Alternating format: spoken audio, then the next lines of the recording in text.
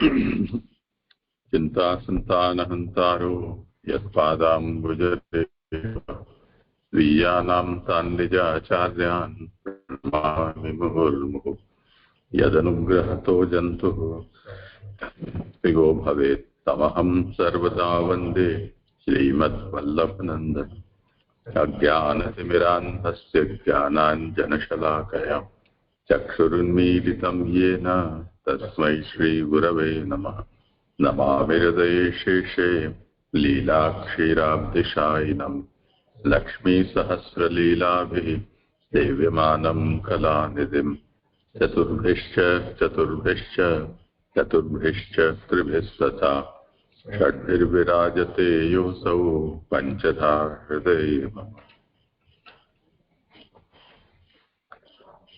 करें आरंभ जिनका क्रम हो, हाथ ऊंचा करें। हाँ, हाथ हो गया कि नाथ में ऊपर।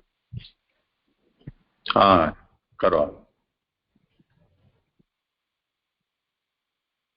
भागवत प्रथम स्कंद सूर्य का 17वां अध्याय चल रहा है। इसमें अपन ने 40वें अध्याय तक अपन ने कल संपन्न किया। उसमें राजा परीक्षित ने कलयुग को 5 स्थान दिए और इसके अलावा आगे 41वें श्लोक का विवरण कर रहे हैं।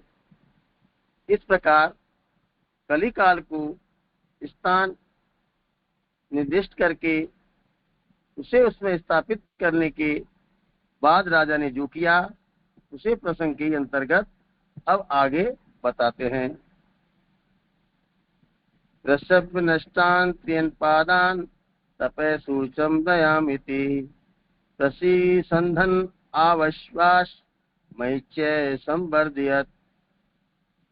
रसभ के नष्ट हुए तप, सोच और दया रूपी 3 पैरों को पुनः जोड़ते हुए उसे आश्वासन दिया तथा पृथ्वी को समृद्धि यानी धन धन आदि से बसाया। अब बैल के विषय में कहते हैं कि काल की व्यवस्था से पहले बताए गए धर्म के 3 पैर चले गए थे। उन्हें पुनः यथास्थिति व्यवस्थित कर दिया, पूरी तरह से जहां का तहां जोड़ दिया। राजा ने धर्म को चारों प्रकार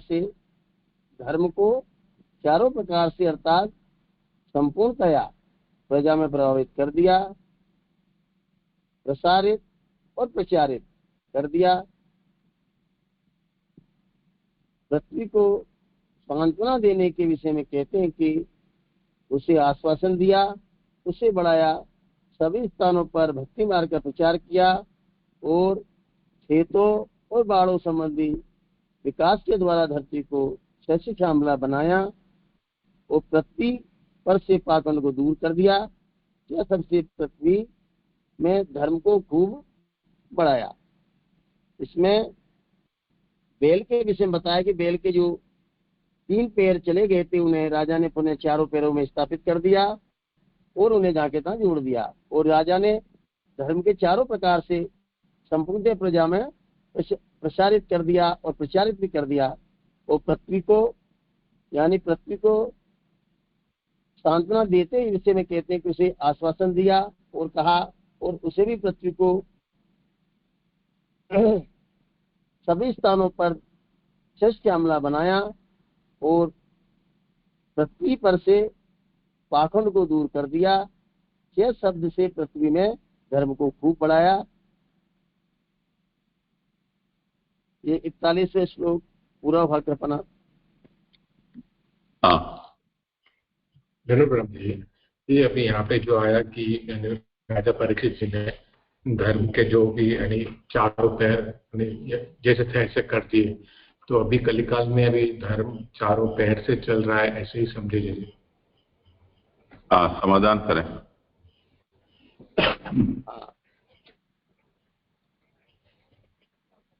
कलिकाल में भी धर्म चारों पैर से ही चल रहा है, लेकिन जो कलिकाल के स्थान बताए गए हैं वहां पर भी व्यवस्था नहीं है।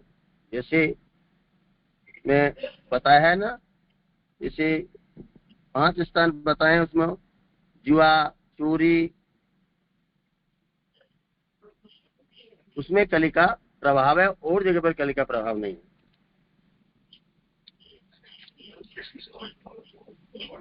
जी जी, सही लग रहा है। और किसी को कुछ कहना हो तो इस संबंध में?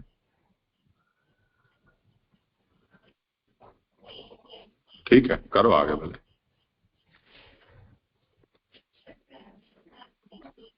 परिषद के विषय में प्रत्यक्ष रूप से अज्ञात होने पर भी, आकृतिगत जानकारी नहीं होने पर भी, कीर्ति और प्रभाव द्वारा विद्यमान होने से मानो वे सब प्रसंग वर्तमान के समीप में ही अथवा वर्तमान के समान ही घटित हो रहे हो।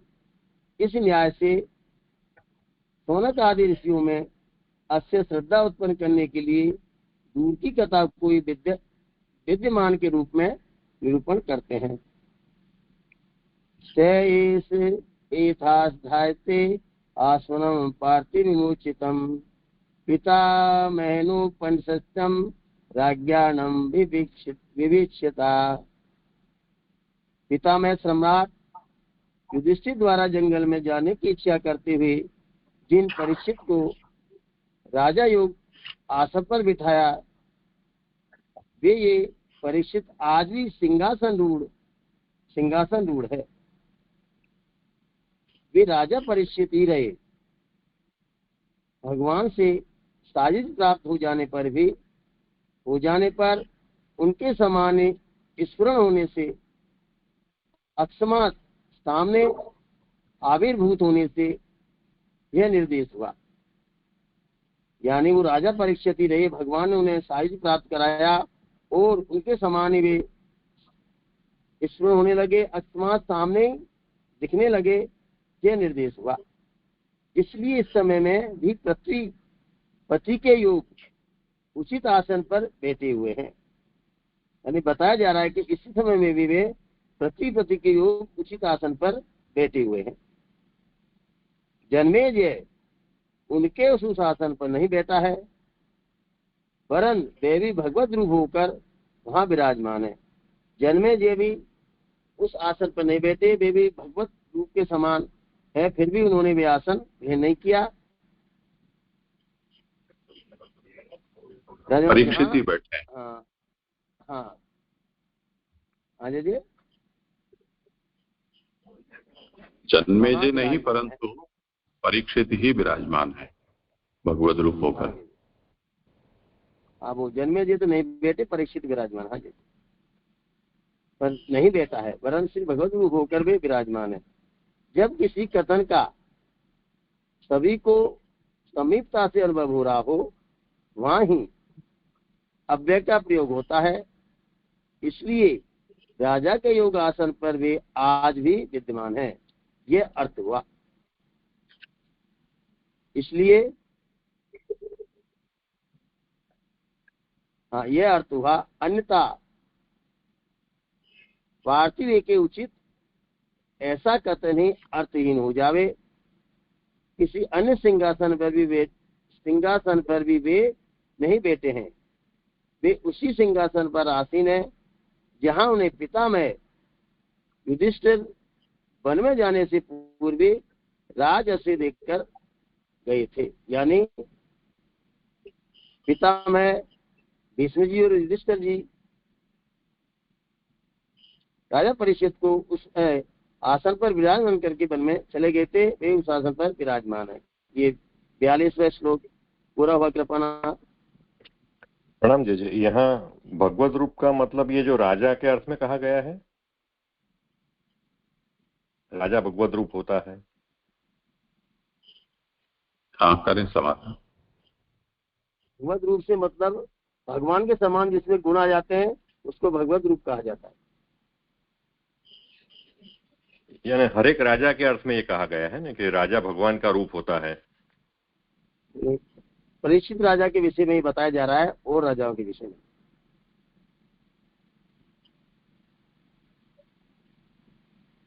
परीक्षित का तो भगवत सायुज्य हुआ, इसलिए प्रकाशकार इस बात को समझाते हैं कि यथा भगवतः व्यापकत्वम तथा सायुज्यम प्राप्तेपि व्यापकत्वाविर्भावात्। भगवान जिस प्रकार से व्यापक हैं उसी तरह भगवान के साथ जिसका सायुज्य हो गया है उसके अंदर भी व्यापकत्व रूप जो भगवत धर्म है उसका आविर्भाव हो गया है। तो उस अर्थ में ये समझना।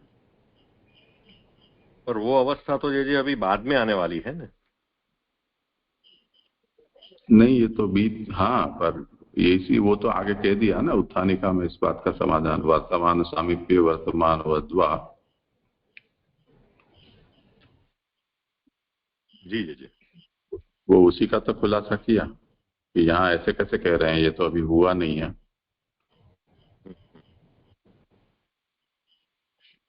जी हाँ जी जी, धन्यवाद प्रणाम जी जी। ये प्रश्न, ये पंक्ति मतलब ये जन्मे जय उनके आसन पर नहीं बैठा है वरन वे ही भगवत रूप होकर वहां विराजमान है। तो मतलब ये पंक्ति नहीं समझ आई, ये सेंटेंस लिखने की क्या जरूरत पड़ी कि जन्मे जय नहीं बैठे? जैसे उत्थानिका के रेफरेंस में वो आगे का देख रहे हैं मतलब, या फिर जन्मे जय बैठे हैं फिर भी ये भगवत रूप परीक्षित जी का ही आविर्भाव है। मतलब ये पंक्ति, ये लिखने का मीनिंग थोड़ा आइडिया नहीं है। ये सूत और शौनक का संवाद चल रहा है, उसके अंदर परीक्षित की कथा चल रही है, ये भागवत की उत्पत्ति किस प्रकार से हुई। तो जब ये सूत जी शौनक आदि को कथा सुना रहे हैं उस समय तो परीक्षित थोड़ी है, वो तो बीत गया।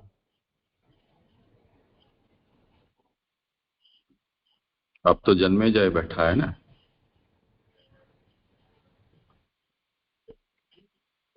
हाँ जी जी, तो ये उनके आसन पर नहीं बैठा है मतलब वास्तव में अभी बैठा है, पर आदिदैविक स्वरूप से राजा बैठे ऐसा है, या पुराना जैसे उत्थानिका में कहीं ऐसे समझना? हाँ, तो यहाँ स एष एतर ही,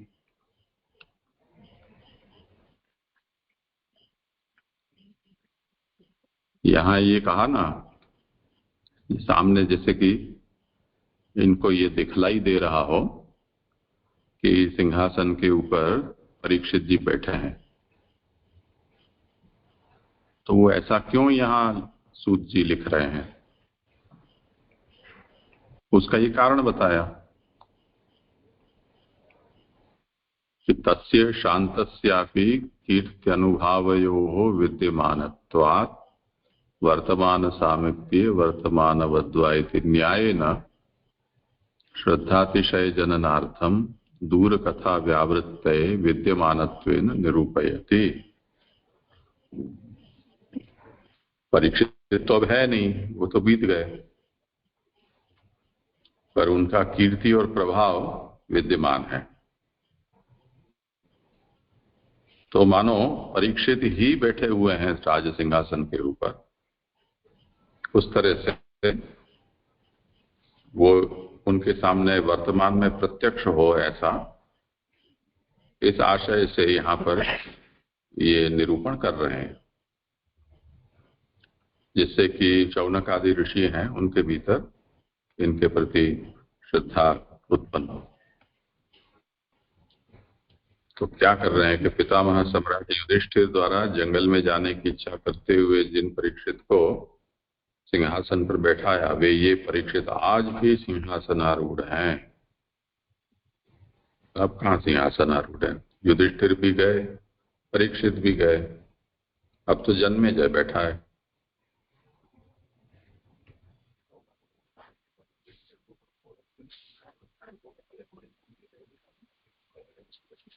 जी जी जी, मतलब जन्मे जी भले अभी बैठा हो लेकिन आदिदैविक और वास्तव में तो परीक्षित राजा ही बैठे हैं, ऐसा समझ। हाँ, उनको ऐसी फीलिंग हो रही है। हाँ हाँ जी जी, स्पष्ट, अच्छी तरह से स्पष्ट। प्रणाम जी जी। हाँ जी, धन्यवाद, प्रणाम। ये वो मेरी आवाज आ रही? बोलो।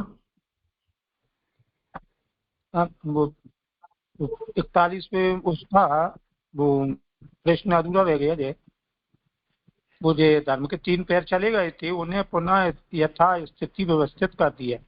बैल के विषय में कहते हैं, माने वो बैल के विषय में बैल के रूप में धर्म ही था और वो 1 पैर से था, उसके 4 पैर पुनः आ गए, यथा स्थिति व्यवस्थित कर दिया, पूरी तरह से जहाँ का तहाँ जोड़ दिया। तो इसका अर्थ ये समझे सब तप दया शौच ये माने चारों दान ये चारों पैर माने उस समय जो राजा परीक्षित उस समय विराजे हुए थे सिंहासन पे आसीन, ये उन्हें चारों स्थापित हो गए उस समय। हाँ हाँ जी, धन्यवाद। यहाँ पे जो राजा परीक्षित जी की यानी जो मुक्ति बताई साहित्य रूप, ये साहित्य रूप मुक्ति कौन से जो पुष्टि मार्ग के अंतर्गत या जो सामान्य जो समझते हैं साहित्य उस प्रकार की कैसे समझते हैं? ये मर्यादा भक्त है। वही प्रश्न था कि ये उत्तम अधिकारी है ये और सुखदेव जी, तो फिर उनके 13 अध्याय है, तो फिर भी उनको यानी इस प्रकार की मुक्ति हो या उनके लिए वो इस प्रकार की मुक्ति श्रेष्ठ की नहीं जाएगी? क्योंकि हम पुष्टि मार्ग में तो साहित्य आदि को तो नहीं चाहते और ये भक्ति यानी भक्त्यार्थ ये ग्रंथ प्रकट हुआ है, तो फिर ये उत्तम अधिकारी होते हुए इस प्रकार की इनको मुक्ति क्यों, इस कोई प्रश्न होगा? उत्तम अधिकारी का मतलब यहाँ प्रथम स्कंद में जो 3 प्रकार के श्रोता गिनाए गए हैं उनमें ये उत्तम अधिकारी है, ऐसा मतलब है। उत्तम का मतलब आर एक्सेलेंट का ऐसा मतलब नहीं है कि वो शुद्ध पुष्टि जीव है इस अर्थ में उत्तम, ऐसा नहीं। यहाँ जो गिनाए जा रहे हैं या वर्णित है उनमें ये उत्तम श्रोता है। जी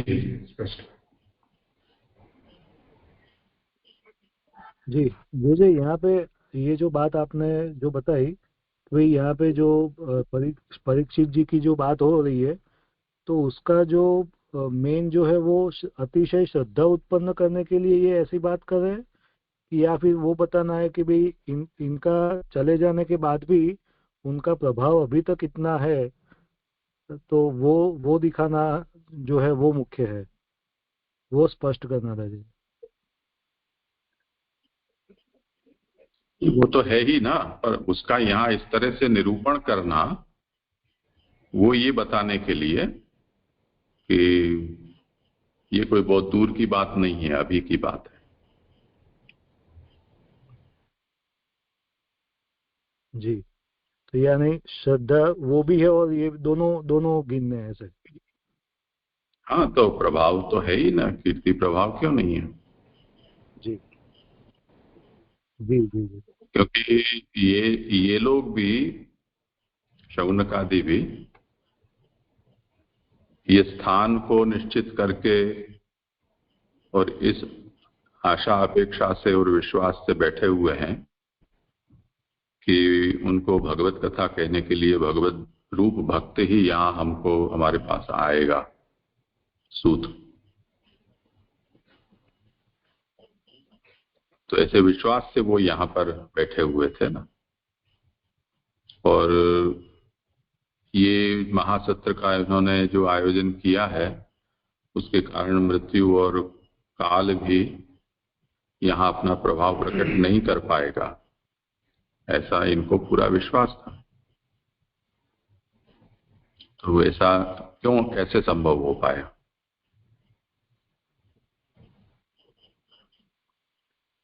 वही प्रभाव है इनका।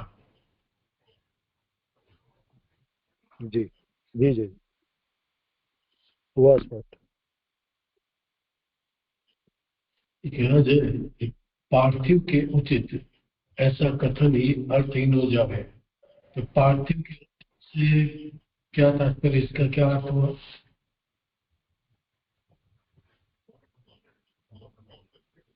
हाँ, करें समाधान। हाँ जी, अन्यथा पार्थिव के उचित ऐसा कथन अर्थहीन हो जावे, यानी ये कलयुग के स्थान जो बताए गए हैं उस जगह इस शब्द का प्रयोग किया गया है। जैसे मेरे हिसाब से वहां पर सब चीजें अर्थहीन हो जाती है 5 स्थानों में। आप और बताएं, जैसे मैं तो इतना ही बताऊं मेरी शक्ति पार्थिवोचितम या पार्थिव का मतलब राजा है, राजा को जो योग्य है, राजोचित।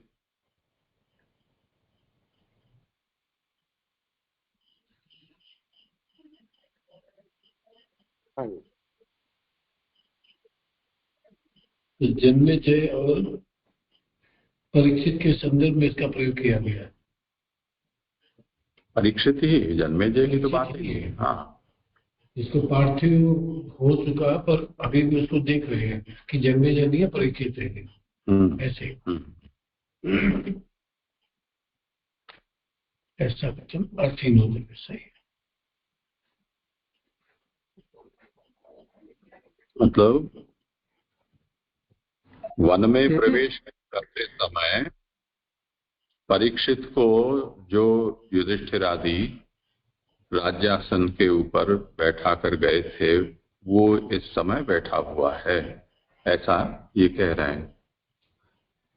तो वो जो राजोचित आसन पर बैठा हुआ है, ऐसा नहीं है कि जैसे भरत जी ने राज सिंहासन के ऊपर तो श्री राम के चरण पादुका पधराए और खुद नीचे सेवक बनकर उन्होंने राज्य किया, ऐसा यहाँ नहीं है। और नहीं यहाँ ऐसा समझना है कि परीक्षित का सिंहासन अलग है और जन्मेजय अलग से बैठकर और राज्य कर रहा हो, ऐसा भी नहीं है। जन्मेजय बैठा हुआ है, पर ये तो यही मान रहे हैं कि परीक्षित ही बैठे हुए हैं। जन्मेजय में परीक्षित का आभास होगा। हाँ, यानी आभास का मतलब यहाँ जिस तरह से बताया है कि वो भगवद रूप हो गए हैं परीक्षित, तो इस समय भी वो परीक्षित ही बैठे हुए हैं।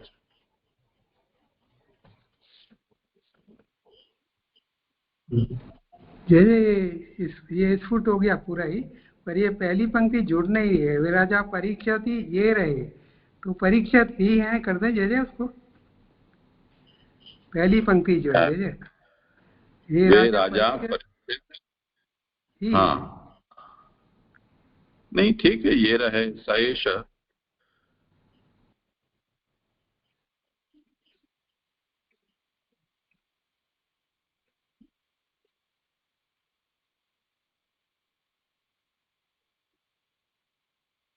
ठीक है, करो। हाँ जी। अब उनके आज भी विद्यमान होने की बात इस आगे होने वाले अच्छे प्रसंग के लिए कही जा रही है। उस उपचार यानी किसी के भलाई के लिए किए गए उपाय को अभी तक कहा नहीं गया है, उसे अब आगे कहते हैं। आस्ते धुना से राजसी पूर्वेन्द्रिय स्त्रियोल सतय गजा हवे महाराज चक्रवर्ती वृक्षवा। चक्रवर्ती और यशस्वी और राजऋषि वो महाराज परीक्षित कौरव वंश के राजाओं की राजलक्ष्मी द्वारा सुशोभित होते हुए आज भी हस्तिनापुर में विराजते हैं। वे आज भी विराजते हैं। इस समय में भी वे उसी प्रकार विद्यमान है। कोई दूसरा सही लेकर चले आए वो ऐसी बात नहीं है। यानी वो आज भी हस्तिनापुर में विराजमान है, कोई दूसरा शरीर लेकर चले आए ऐसी कोई बात नहीं है। वे राजऋषि है। समानता से भी भ्रम उत्पन्न हो जाने वाली स्थिति का निवारण करते हुए कहते हैं कि ये कौरव कुल के राजाओं की लक्ष्मी से देदीप्यमान है। ये शब्द मेरे समझ में नहीं आया। राजाओं की लक्ष्मी से मैं नहीं बता पाऊंगा इसको। हाँ, आप वैष्णव समाधान कहते और आगे करें। कौरवेंद्रों की राजलक्ष्मियों से सुशोभित होते हुए जैसे पहले चले आ रहे हैं, वैसे ही हैं। जैसे कौरवों की राजनीतियों में सुशोभित थे वैसे ही चले आ रहे, ऐसे ही आज भी है, अथवा उस आसन पर उसी प्रकार स्थित है। जैसे आपने बताया, आपसे ने पहले, ये आज भी परीक्षित उसी समय जो विराजते हैं वो भी आज सिंहासन पर विराज रहे हैं और अन्यत्र भी नहीं है, हस्तिनापुर में ही है। उन्हें महाराज कहा है, वे राजलक्ष्मी से पुष्ट है, चक्र के समान निरंतर घूमते हुए अपनी आज्ञा को सर्वत मनवाते हैं, अतः चक्रवर्ती है। इस प्रकार चक्र घूमता है, उसी प्रकार पूरी प्रजा का वो पालन करते हैं, उसी प्रकार उनका बड़ा चढ़ा यश है। आदि बंदीगण उनके प्रशंसा के गीत गाते हैं, स्तुतियां करते हैं। ये 43 श्लोक संपूर्ण हुआ। जैसे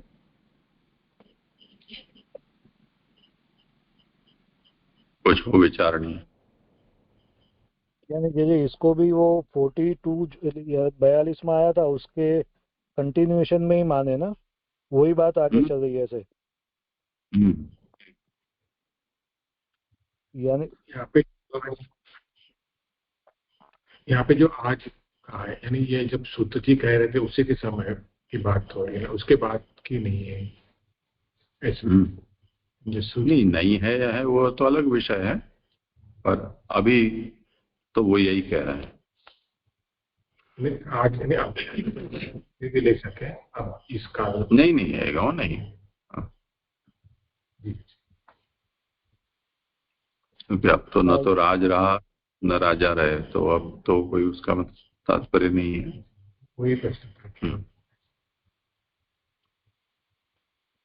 और जी ये जो समानता से भ्रम उत्पन्न हो जाने वाली स्थिति का निवारण करते हुए कहते हैं, तो वो कौन से वो रेफरेंस में आ रहा है? वो जो वही कोई ये कहे कि अब कहाँ है, तो शांत हो गए, उनको तो तक्षक ने दंश दिया, तो उनका शरीर तो अब रहा नहीं है, अब तो जन्मेजय है।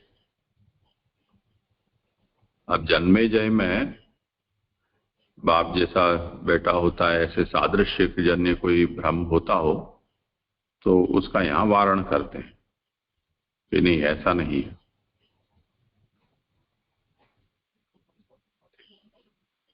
जी, यानी वो तो परीक्षित तो अलग ही, उनकी तो बात अलग है, वो जन्मेजय से कहीं ज्यादा है, ऐसे उस तरीके से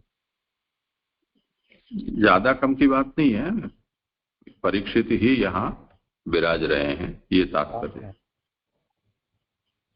जी जी जी ये दिया राजर से जो संबोधित किया हो, ये परीक्षित के संदर्भ में है। क्षत्रिय होने से राजर्षि होता है।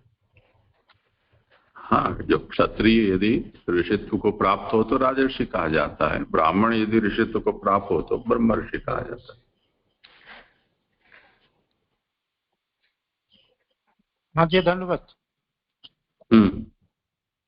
जहाँ ये प्रश्न उठ रहा है कि जैसे भी मैंने उस समय की स्थिति चल रही, कभी आज भी बराज थी, माने जो सूत जी सोनकादि जी का सत्संग चल रहा था, ये प्रसंग उस समय की चल रही, तो वे आज भी विराजते हैं। तो राजा परीक्षित जिस समय सिंहासन आरूढ़ थे, उस से लेके सूत जी सोनक जी का संवाद चल रहा है, उसमें जैसे कितना अंतराल रहा होगा या समकक्ष ही, क्योंकि सूत जी सोनक जी तो उस समय थे नहीं। क्यों नहीं थे?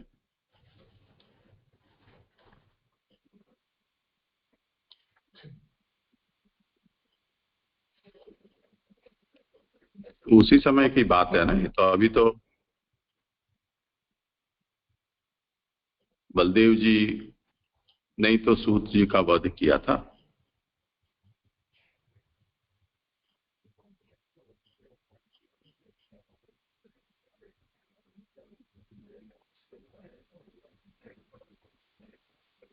वो बात तो ठीक है जी। वैसे आगे ये बात निकले गई है कि जो सूत जी ने ये कहा था कि मैं उनकी सभा में गया था और बैठ के उनकी कृपा से मैंने भागवत सुनी थी। तो मैंने उसके बाद परीक्षित और मैंने उसी समय ये भागवत की प्रागट हो गया था। तो इसका मतलब ये हुआ।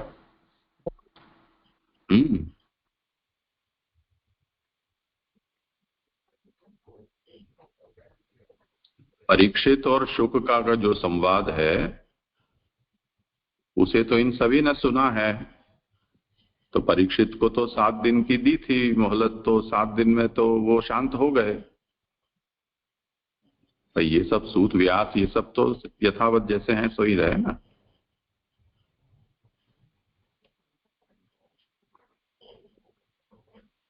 उसके बाद ही तो सूत जी यहाँ आए इनके पास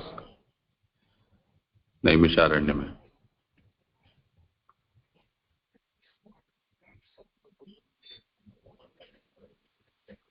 तो जब पर उसकी संगति कैसे लगेगी?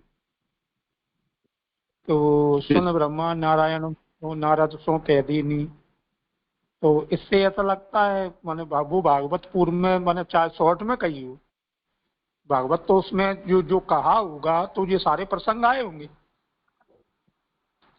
नारद वो अलग है। ब्रह्मा ने कोई नारद को चतुश्लोकी का उपदेश दिया हो थोड़ा विस्तार से। पहले भगवान से ब्रह्मा ने श्रवण की, ब्रह्मा से नारद और व्यास का संवाद हुआ, परंतु व्यास को नारद ने सुनाया नहीं है। उसे यही कहा कि आप ऋषि हैं, भगवत अवतार हैं, तो आप स्वयं ही इसका साक्षात्कार करें। इसलिए नारद जी ने भागवत का श्रवण व्यास को कराया नहीं है। तब व्यास ने इसका समाधि में साक्षात्कार किया। उसका निरूपण यहां हो रहा है।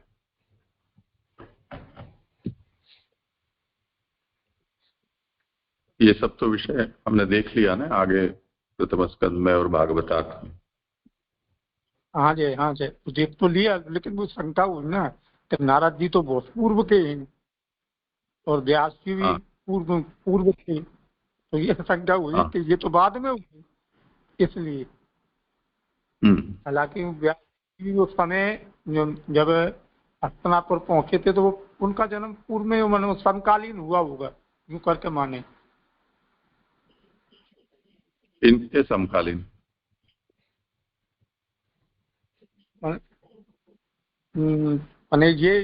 ये जो सारा प्रकरण चल रहा है, जो महाभारत आदि, तो व्यास जी ने वो पुत्र की प्राप्ति हुई थी ना हस्तिनापुर पांडव वंश की, उनमें।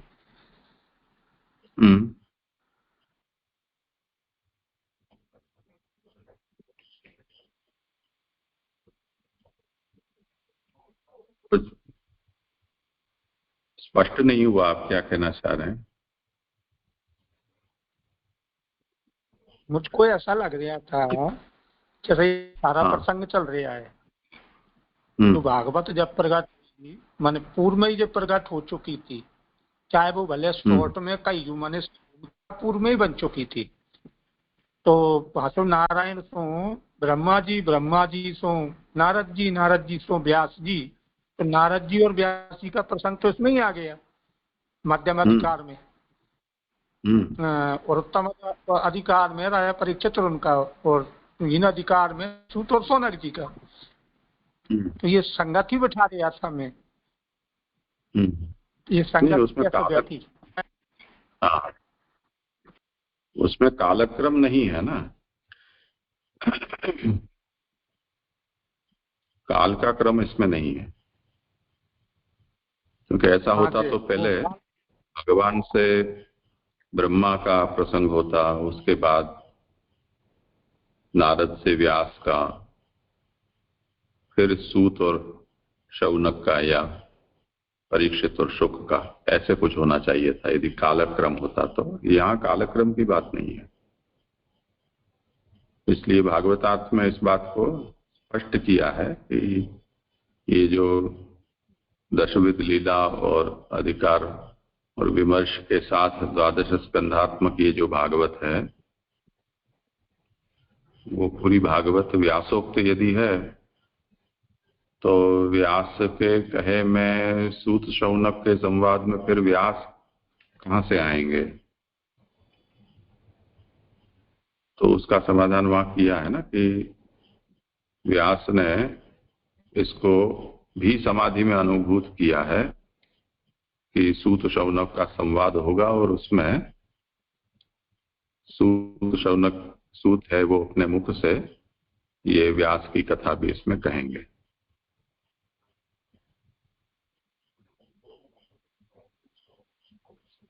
हाँ जी। तो ऋषि होने से उसका जो काल का जो भेद है वो इसमें नहीं सोचना चाहिए, ये तात्पर्य। वो समय शुरू में जब हम जुड़े थे उस समय तो प्रथम दशा थी हमारी, तो उस समय कुछ समझ में ही नहीं आ रहा था सत्संग कैसे लगा, क्योंकि बोधनी जी पहली बार देखी और इस प्रकार से उसका बंधन तो किया ही नहीं था। भागवत आती साथ में, पुरुषोत्तम सहस्रनाम भी और कारिका भी और फिर परायण भी, इस तरह से उसको तो उसमें समझ में नहीं आया। अब समझ में आ गया। मैं उसको काल के क्रम से माने वो जो शंका थी वो बनी हुई थी। अब संशय निर्वत हो दंडवत के आपने भी समझाया कि यानी सूत जी का जो वध था वो यानी बलदेव जी से विवाह, तो वहां पे भी कालक्रम को नहीं देखना। यानी ये मेरा प्रश्न ये था कि यानी बलदेव जी ठाकुर जी पधारने के बाद पधारे, क्योंकि ठाकुर जी के बाद युधिष्ठिर आदि पधारे, उसके बाद परीक्षित राजा आ रहे हैं, उसके बाद यानी सूत और परीक्षित का संवाद हो रहा है, उसके बाद फिर उनका वध हुआ होना चाहिए। तो बलदेव जी का फिर आपने जैसे पधारे नहीं, ठाकुर जी तो वहीं विराज रहे हैं। ये तो बलदेव जी जब महाभारत का जब युद्ध होना अभी तो बाकी था ना, उसके पहले बलदेव जी तीर्थ यात्रा में निकले हैं। तो जी ये तो उस समय की बात है। बलदेव जी ने अभी सूत जी को अभी जैसे समझाया आपने कि, लेकिन अभी तो सूत जी यानी परीक्षित जी के बाद जब परीक्षित और सुखदेव जी का जब संवाद हुआ भागवत जी के संदर्भ में, तब सूत जी वहां पे थे, सुन रहे थे। तो फिर उसके बाद ही फिर सूत और सुखदेव शौनक आदि का संवाद हुआ होगा, उसके बाद उनका फिर वध होना हुआ होगा ऐसा। तो फिर बलदेव जी वहां तब यानी जब बलदेव जी ने सूत जी को मारा है तब मारा होना चाहिए था ना, यानी सूत और शौनक जी का संवाद होने के बाद। तो फिर ये जो शौनकों की कथा में यहाँ वध हुआ है ऐसा तात्पर्य नहीं है ना, उसके बाद होना ऐसा। उनका संवाद हो चुका है, उसके बाद किसी काल में फिर बलदेव जी ने उनको मारा होगा ऐसा। तो यानी वो तब तक तो ठाकुर जी पधार गए थे ना। मेरा वही प्रश्न था कि यानी ठाकुर जी पधारे, उसके बाद युधिष्ठिर जी पधारे, पांडव आदि, उनके बाद परीक्षित राजा अभी जो चल रहा है विजय, उनका और सुखदेव जी का संवाद होगा, उसमें सूत जी है। फिर सूत जी शौनक आदि ऋषियों को बताएंगे, उनका संवाद होगा। उसके बाद के काल में फिर बलदेव जी उन्हें मारेंगे। तो ये प्रश्न था कि बलदेव जी तब तक विराजे ऐसा। देख लो, किसी को इनके प्रश्न पर कुछ कहना हो तो तब तक विचार कर लो। मुझे धन्यवाद। जैसे इस पे तो नहीं कहना, लेकिन इसी के समान मेरा भी है कि जैसे महाभारत का युद्ध चल रहा है और दादा ठाकुर जी ने वहां से विदा कर दिया कि आप यहाँ मत रहो, क्योंकि यहाँ पे वो उनके शिष्य थे दुर्योधन। तो उस काल में जैसे अभी आप आगे कर रहे थे कि दाऊ जी तो है ही नहीं, दाऊ जी तो निकल गए और दाऊ जी वो तीर्थ यात्रा पर निकल गए। उसमें दाऊ जी को सूत जी कथा बांचते हुए मिले। अगर अपन यूं सोचते हैं तो फिर आपकी आवाज कट के आ रही है, जरा कुछ ऐसा करें तो साफ सुनाई दे। हाँ जी, अब आ रही। हाँ करें।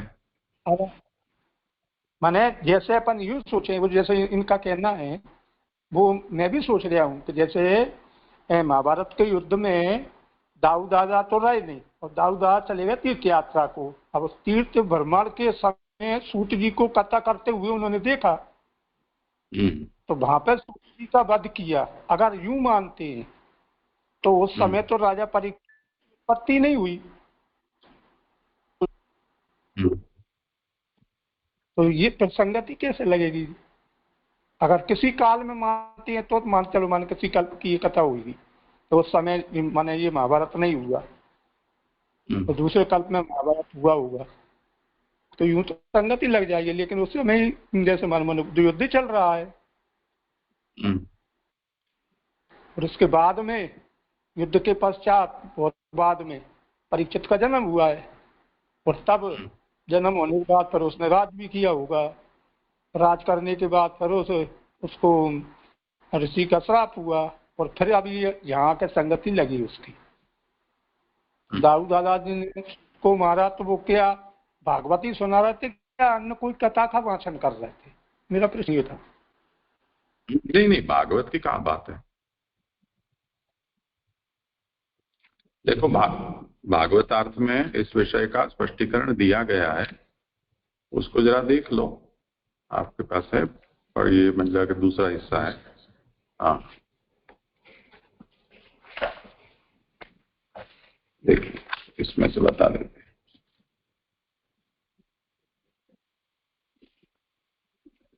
ऐसा करें, ये एक आध श्लोक है तो उसको पहले संपन्न कर लें, तो अध्याय संपन्न हो जाए, उसके बाद ये विषय ले लें, तो बीच में वो विक्षेप न हो।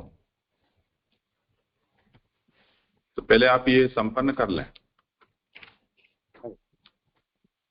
करूं जी, शुरू करूं? हाँ। इस प्रकार भगवान और भागवत की कृपा से अजर और अमर होकर ब्रह्म बन जाने के समान ही भगवान के समान रमणशील हो गए। व्यापकतम गुण से पदार्थों को भोगने वाले बन गए। इतना कहकर शौनक ऋषि आदि को द्वारा देखने की इच्छा के रहने पर भी उन परीक्षित के अलौकिक रूप का ही वर्णन किया है, न कि लौकिक रूप का।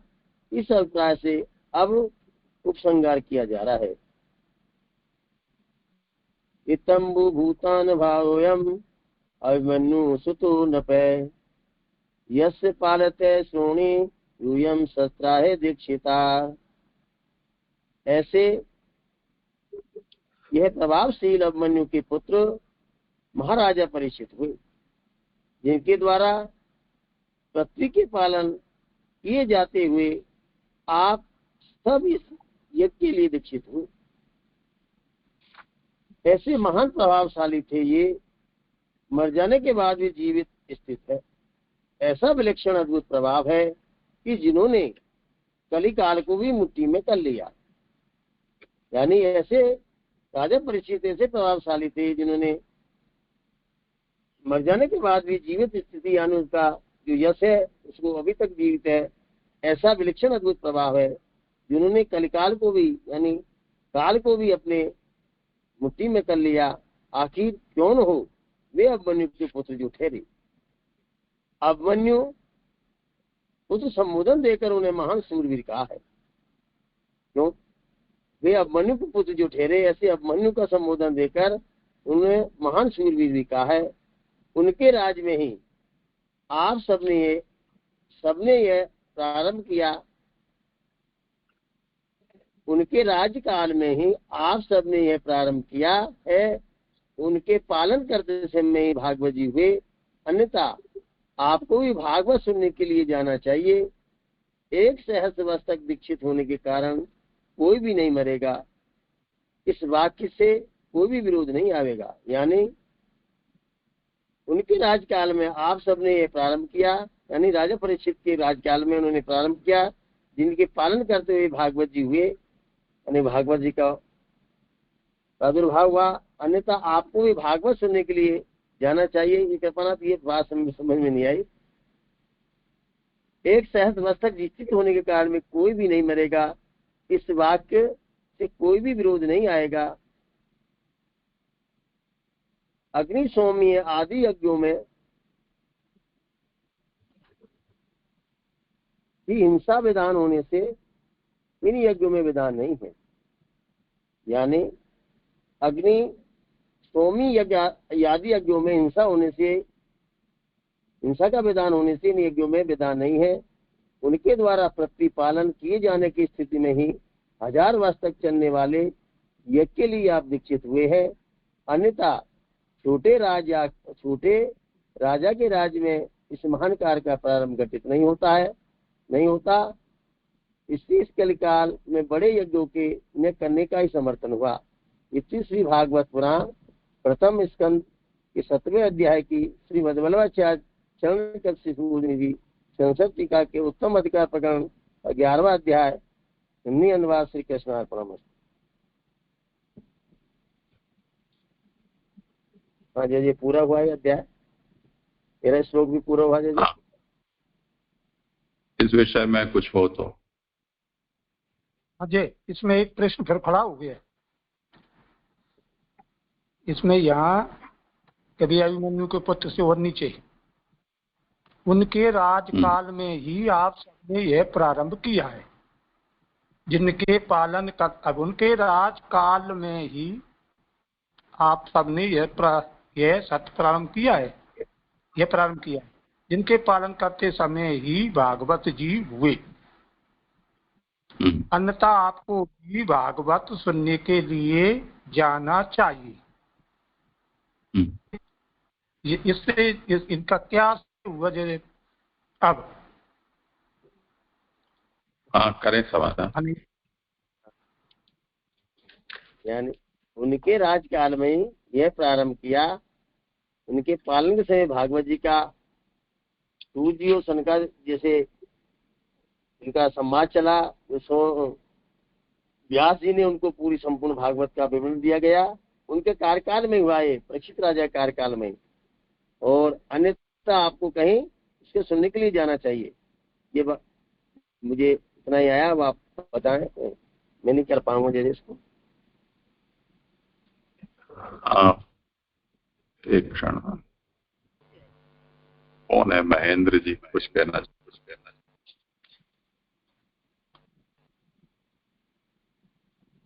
हाँ जी, धन्यवाद। प्रश्न मेरा था, समाधान तो उसका नहीं हुआ।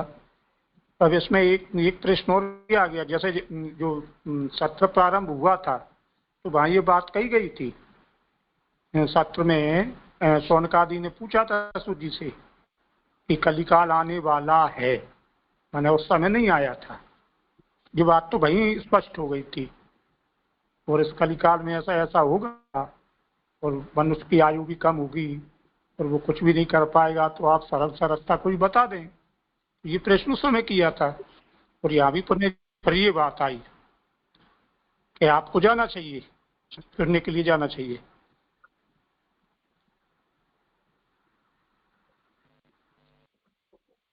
यहाँ पे ऐसे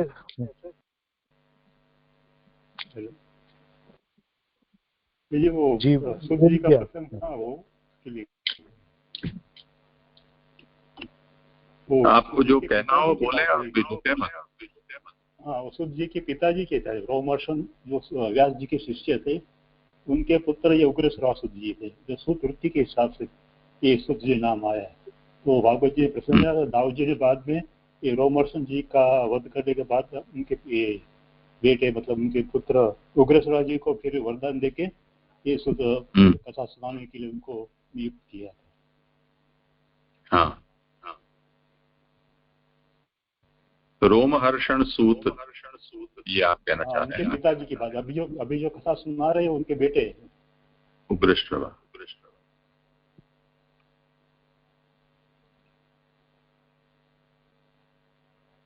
वो शायद 78 या 79 अध्याय में भागवत जी के।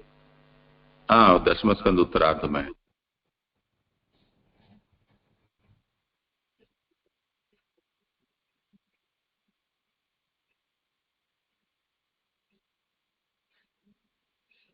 मैंने इसका तात्पर्य ये हुआ कि सूत कोई नाम नहीं है व्यक्तिगत, मैंने बस सूत उनको कहते थे जो पौराणिक थे।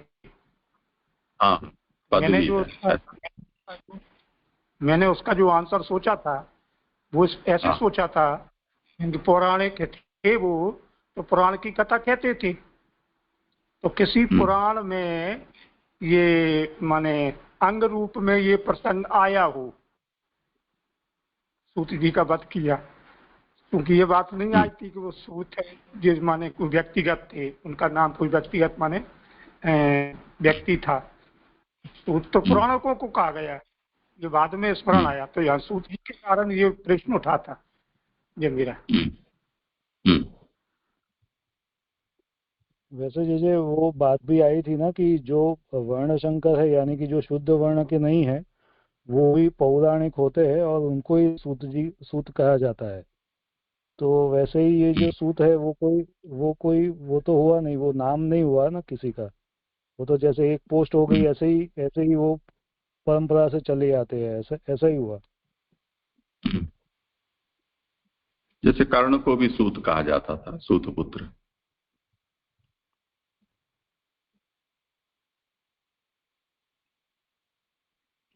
ठीक है, तो ये हो गया ना समाधान? हाँ जय लगभग हो गया। उसमें फिर कोई बात आई, वध कितना हुआ था लोमहर्षण जी का, तो फिर ये समझे। हाँ वही फिर उनके बाद इनको वहां पर स्थापित किया गया जिन्होंने ये कथा सुनाई है।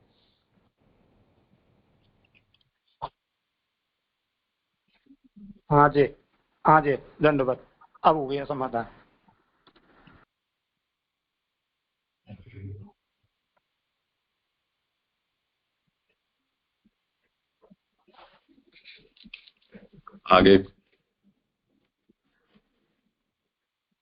आगे मेरा क्रम है जय दंडवत प्रणाम। कर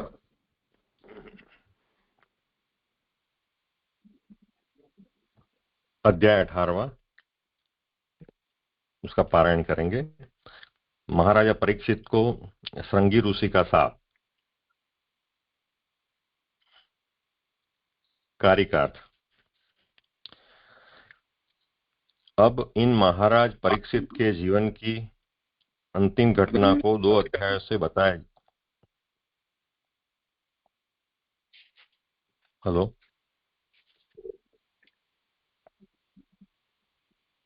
पारायण में केवल श्लोक का अनुवाद ही लेते हैं, कारिका नहीं लेते हैं।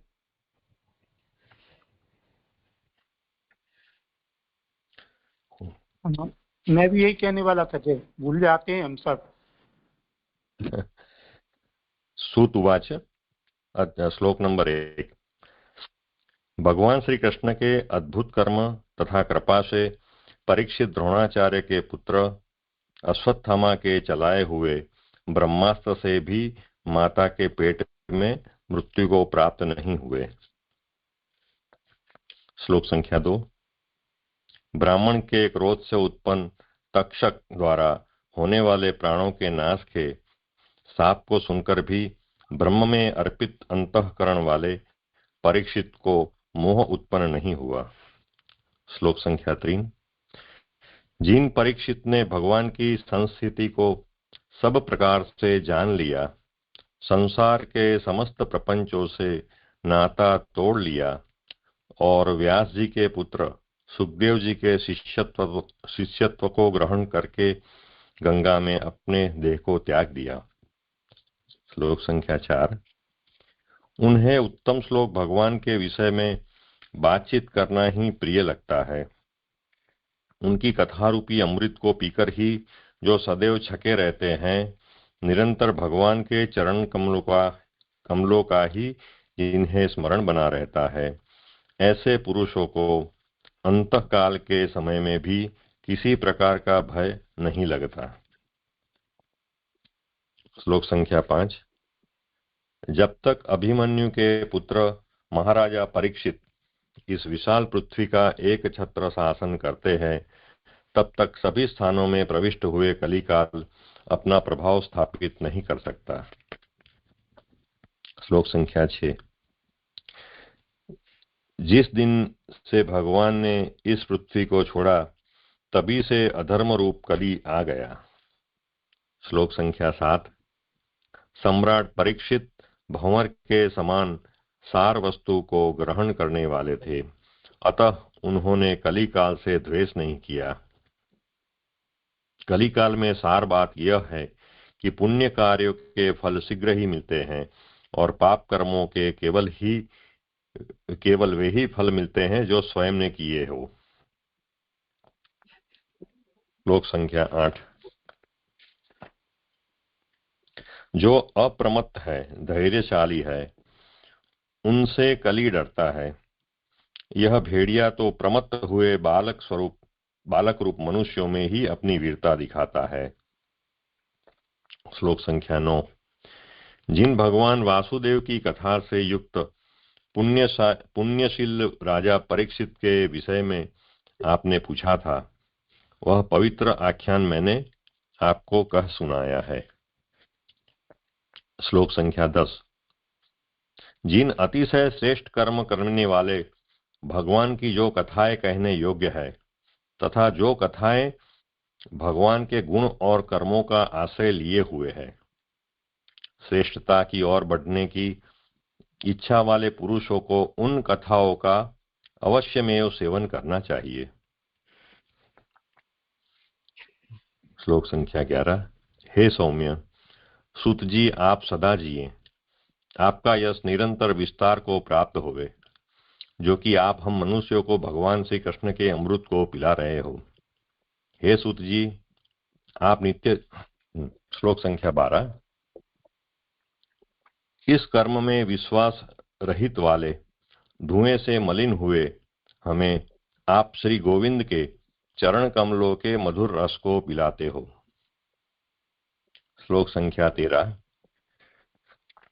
भगवान के भक्तों के एक क्षण के संग के भी बराबर न तो स्वर्ग है और न ही मोक्ष। फिर अन्य मृत्युलोक के नष्ट होने वाले मनुष्यों द्वारा चाहे गए राज्यादिक पदार्थ तो सत्संग की तुलना में ठहर ही कैसे सकते हैं। श्लोक संख्या 14। महान से भी महान एकांत परायण तथा रस के जानने वालों में भला ऐसा कौन होगा जो भगवान की कथा में तृप्त हो जाए। योगेश्वरों में मुख्य भगवान शिव तथा ब्रह्मा जी जिन निर्गुण ब्रह्म के अनंत गुणों को नहीं जान सके। श्लोक संख्या 15।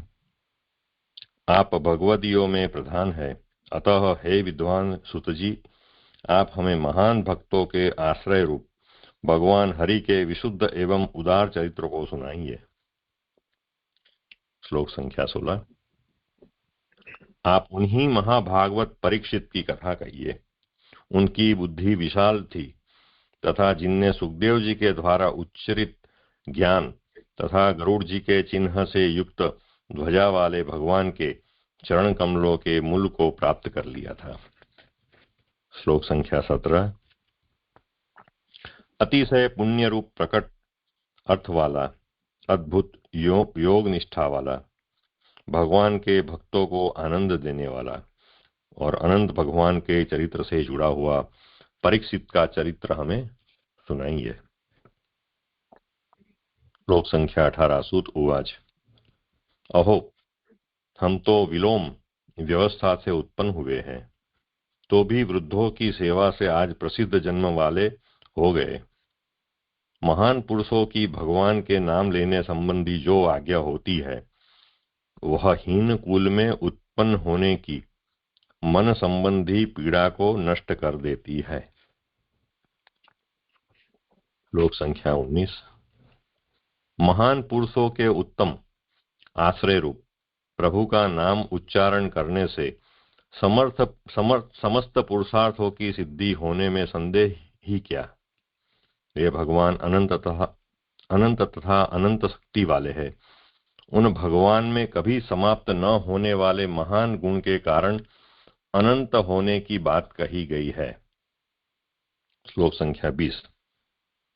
गुणों से जिनके बराबर अथवा बढ़ चढ़कर कोई नहीं है, ऐसे उन भगवान के लिए बस यही कहना पर्याप्त है कि लक्ष्मी जी अपनी प्रार्थना करने वालों का त्याग करके उन भगवान के चरण कमलों की सेवा करती है, जो भगवान उन लक्ष्मी जी की इच्छा नहीं करते। श्लोक संख्या 21। इससे भी अधिक भगवान के चरणों का प्रभाव देखिए कि जिन भगवान के चरण के नख से निकले हुए जल को ब्रह्मा जी ने पूजन के लिए प्रयोग में लिया तथा जो जल शिवजी सहित समस्त जगत को पवित्र करने वाला है, ऐसे भगवत पदार्थ के तुल्य जगत में और कौन है। श्लोक संख्या 22। जहां धीर पुरुष भगवान में अनुरक्त होकर सहसा ही शरीर आदि में आसक्ति को छोड़ देते हैं तथा अंत में उस परमहंस पदवी को प्राप्त कर लेते हैं जिसमें अहिंसा और शांति स्वधर्म बन जाती है। श्लोक संख्या 23। हे सूर्य रूप सौनक आदि ऋषियों, आपने मुझसे जो पूछा है उसे मैं जितना जान पाया हूं उतना बताता हूं। आकाश बहुत विशाल है, उसमें पक्षी अपनी क्षमता के अनुसार उड़ते हैं। वैसे ही व्यापक गति वाले व अनंत गुण वाले भगवान में जितना मेरा ज्ञान है उस प्रमाण से मैं प्रतिपादन करता हूं। श्लोक संख्या 24। एक बार महाराज परीक्षित धनुष उठाकर शिकार खेलने के लिए जंगल में गए। वे पशुओं का पीछा करते हुए थक गए तथा भूख और प्यास से अत्यधिक व्याकुल हो गए। उन्हें कहीं भी जलाशय नहीं दिखा और वे उस आश्रम में प्रविष्ट हुए। श्लोक संख्या 25 और 26।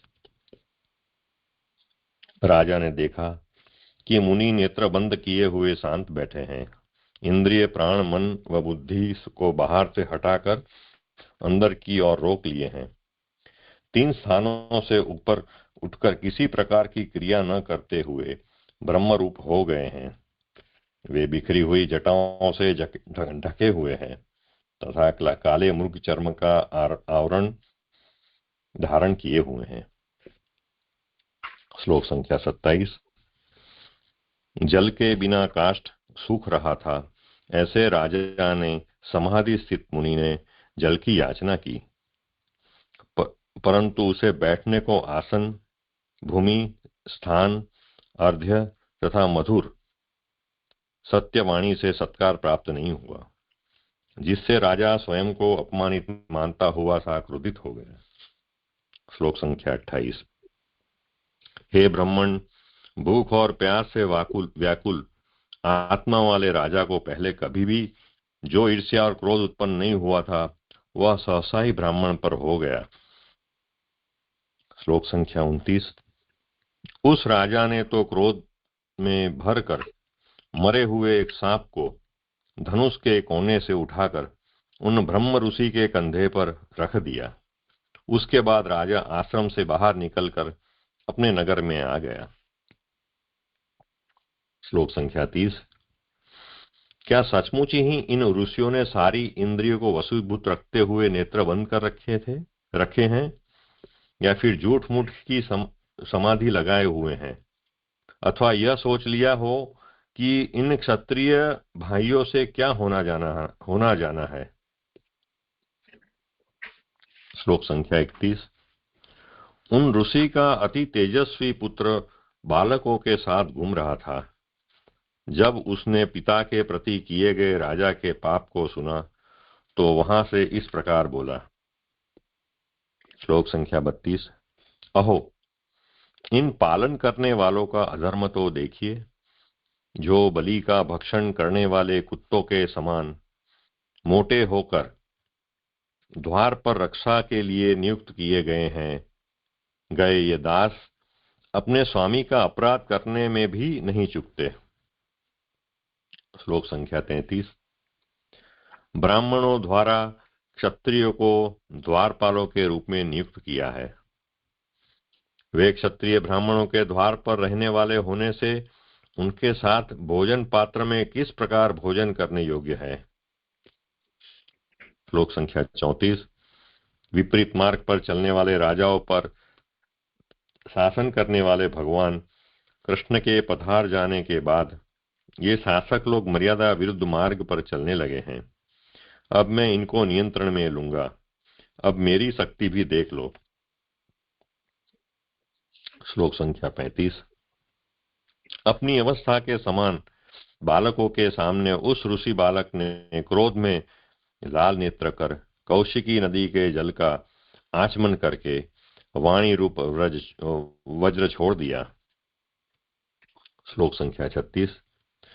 इस मर्यादा का उल्लंघन करने वाले कुल के अंगार रूप पिता के द्रोही राजा को आज से 7वें दिन मेरे द्वारा भेजा तक्षक सांप भस्म कर देगा। श्लोक संख्या 37। इसके बाद वह ऋषि बालक आश्रम में आया तथा पिता के गले में सांप का मृत शरीर पड़ा हुआ देखकर दुखित हुआ, खुले कंठ से रोने लगा। श्लोक संख्या 38-39। उन अंगिरस गोत्र में उत्पन्न समिक ऋषि ने पुत्र के विलाप को सुनकर हे ब्राह्मण धीरे धीरे नेत्र को खोला और अपने कंधे पर मरे हुए सर्प को देखा। उस सर्प को कंधे पर से हटाकर पुत्र से पूछा कि हे पुत्र, तुम किस कारण से रो रहे हो अथवा किसने तुम्हारा बुरा कर दिया है। पिता के द्वारा इस प्रकार पूछे जाने पर उस शुंगी ने संक्षेप में सारी बात निवेदन कर दी। श्लोक संख्या 40। राजा के लिए शाप दिया जाना सुनकर उन मुनि ने पुत्र की प्रशंसा नहीं की। उन्होंने कहा, अरे पुत्र, तुमने बहुत बड़े अज्ञान व पाप का कार्य कर दिया, जो राजा के इतने से अपराध पर बहुत बड़ा दंड दे दिया। श्लोक संख्या 41। हे कच्ची बुद्धि वाले बालक, जिस राजा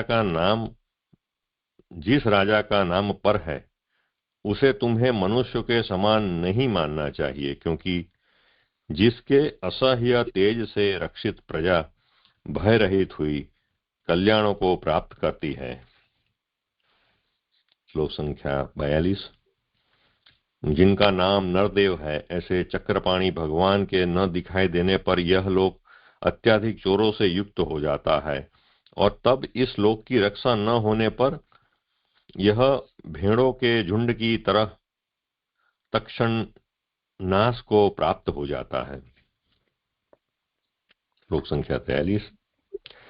आज अपने लिए अकारण ही पाप आ लगा है कि अपने शाप के कारण राजा के नष्ट हो जाने पर धन को चुराने वाले चोर परस्पर प्रजा को मारते हैं, गाली देते हैं तथा पशु, धन एवं स्त्रियों का ये डाकू हरण कर लेते हैं। श्लोक संख्या 44। तब मनुष्यों में से आर्य धर्म नष्ट हो जाता है। वर्ण और आश्रम के आचारयुक्त वेद धर्म के नष्ट हो जाने पर केवल अर्थ और काम में ही जिनका मन लग है, ऐसी कुत्तों और बंदरों के समान वर्ण संकर संतानों ने मनुष्यों में होने लगेगी। श्लोक संख्या 45।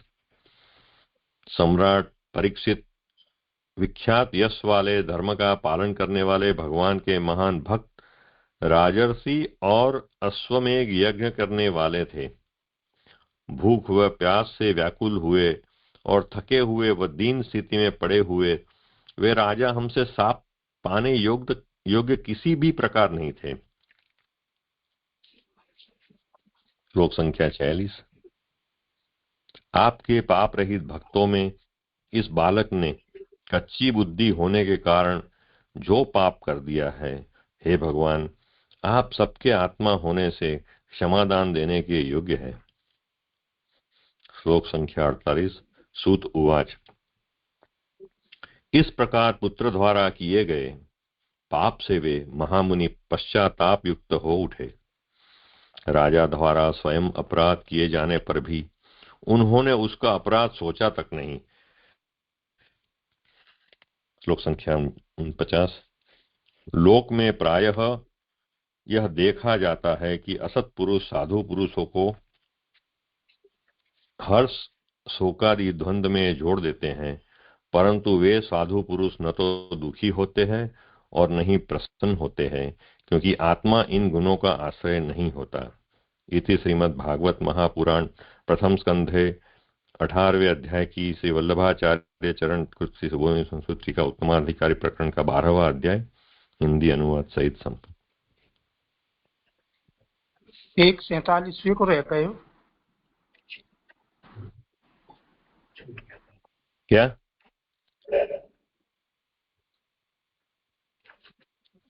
अभी भागवत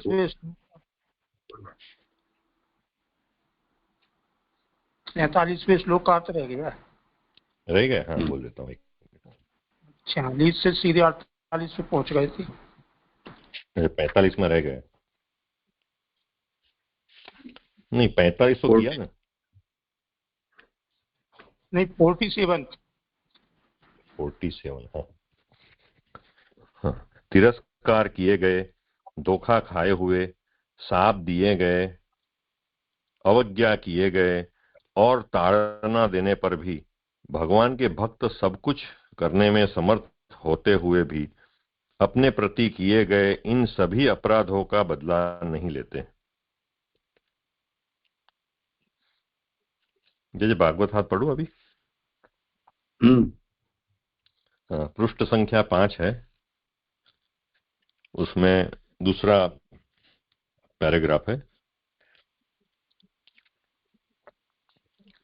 परीक्षित ने जो ब्राह्मण का अपमान किया वह भगवान ने ही करवाया, कलयुग ने नहीं करवाया। यदि यह शंका हो कि भगवान ने उसे ब्राह्मण का अपमान करने की बुद्धि क्यों दी, उस पर कहते हैं कि उसने दुष्ट कलयुग को स्थान दिया था, इसलिए उसका तामस कार्य में आग्रह हो गया। इससे यह सिद्ध होता है कि अधर्म से ही यानी दुष्टों को स्थान देने से ही उसकी बुद्धि वैसी हुई।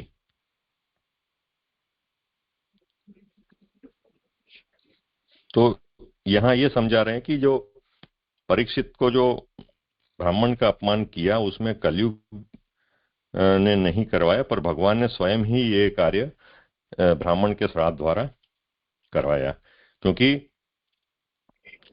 परीक्षित जी ने कलयुग को स्थान दिया था और वो तामस कार्य था, और उनमें वो तामस कार्य की वजह से अधर्म, उनकी बुद्धि भी वैसी हुई।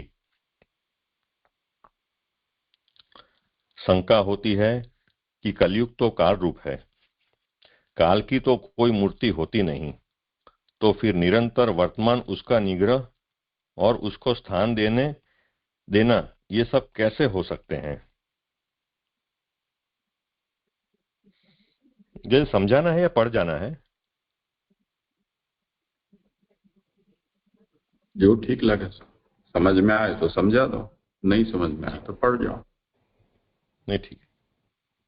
तो यहाँ ये शंका कर रहे हैं कि कलयुग तो काल रूप है, यानी वो कोई पदार्थ नहीं है, मगर यानी उसकी कोई भौतिक उसका रूप नहीं है, तो उसका निग्रह या उसको स्थान देना वो कैसे हो सकता है? तो यहाँ कहते हैं कि कलयुग जो काल रूप है उसका अभिमानी जो देवता है उसका निग्रह एवं उसी को स्थान दिया, यानी उसका जो आदि भौतिक जो रूप है और उसका देवता अभिमानी रूप जो उसका देवता है उसका निग्रह और उसका निग्रह करके उसको स्थान दिया।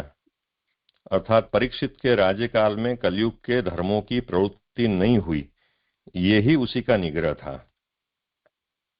परीक्षित के राज्यकाल में इसी वजह से उसकी प्रवृत्ति नहीं हुई, जो 5 स्थान को छोड़ के और कहीं नहीं हुई उसकी प्रवृत्ति, और उसके स्वरूप की रक्षा की यही स्थान का दान था, यानी उसका स्वरूप खंडित नहीं किया, वही नष्ट नहीं किया, तो वही उसका स्थान देने का अर्थ है कि वो स्थान देने से उसकी जो बुद्धि है वो ऐसी हुई। शंका करते हैं कि अधर्म को जब रहने की जगह दी तो उसके द्वारा होने वाले ब्राह्मण के अपमान से अंत में उसका मोक्ष कैसे हो गया? इसका समाधान करते हैं कि शुद्ध देश काल के अनुसार कही गई है। कलयुग अत्यंत दुष्ट नहीं है। तो यहां ये शंका कर रहे हैं कि अधर्म को जब रहने की जगह दी तो उसके द्वारा होने वाले ब्राह्मण के अपमान से अंत में मोक्ष कैसे हो गया? धर्म युक्त अगर कार्य किया है तो मोक्ष कैसे हो गया? तो इसका समाधान करते हैं कि शुद्ध देश काल के अनुसार कही गई है। ये मुझे समझ में नहीं आया। ये करते हैं कि शुद्धि देश काल के अनुसार कही गई है। कलयुग शुद्धि है वो, शुद्धि देश काल के अनुसार कही गई है। आगे शायद पढ़ते हैं फिर समझ में आएगा। कलयुग अत्यंत दुष्ट नहीं है। जिस तरह अंतकाल में रोग होता है उसी तरह कलयुग में अंतकाल में भगवान का स्मरण होने पर उसकी शुद्धि हो जाती है। अतः यह कलयुग शुद्ध है। यानी जैसे अंतकाल में मृत्यु जैसे रोग के कारण रूप होती, रोग होने से अंतकाल में जैसे मृत्यु होती है, ऐसे अंतकाल में अगर भगवान का स्मरण हो जाता है तो उसकी शुद्धि हो जाती है। तो इस दृष्टि से कलयुग शुद्ध है। एक स्मरण मात्र से भी अंतकाल में आपकी शुद्धि हो जाती है। यह कलयुग बिना किसी की सहायता के ही हुए हैं। अतः इसके स्वरूप की रक्षा करने से धर्म की उन्नति हुई। ये कलयुग जो है वो किसी के सहायता से नहीं है, वो स्वतः है, और उसकी स्वरूप की रक्षा जो है वो करने से धर्म की उन्नति हुई। यानी उसकी स्वरूप की रक्षा की तो धर्म की उन्नति हुई। इसलिए इस कलयुग में किए जाने वाले तामस कर्मों से भी कभी मुक्ति हो जाती है। इससे तो यह ज्ञात हुआ कि यह कलयुग महान है और महान की रक्षा करना सात्विक कर्म है। तो फिर परीक्षित की ब्राह्मण के अपमान करने की बुद्धि क्यों हुई और क्यों उसकी सर्प से मृत्यु हुई?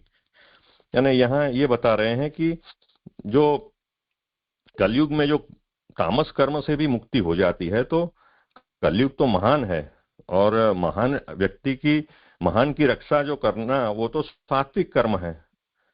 तो परीक्षित की जो ब्राह्मण की अपमान करने की बुद्धि क्यों हुई? उसकी ये महान कार्य सात्विक कर्म करने से उसकी बुद्धि क्यों ऐसी हुई और सर्प से क्यों मृत्यु हुई? सात्विक कर्म का ऐसा फल तो नहीं हो सकता है ना।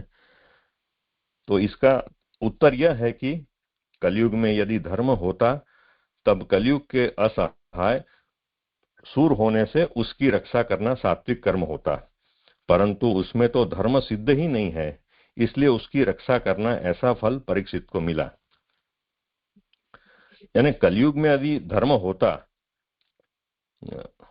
और तब उसकी रक्षा करते तब तो सात्विक कर्म होता, परंतु कलयुग में तो धर्म है ही नहीं,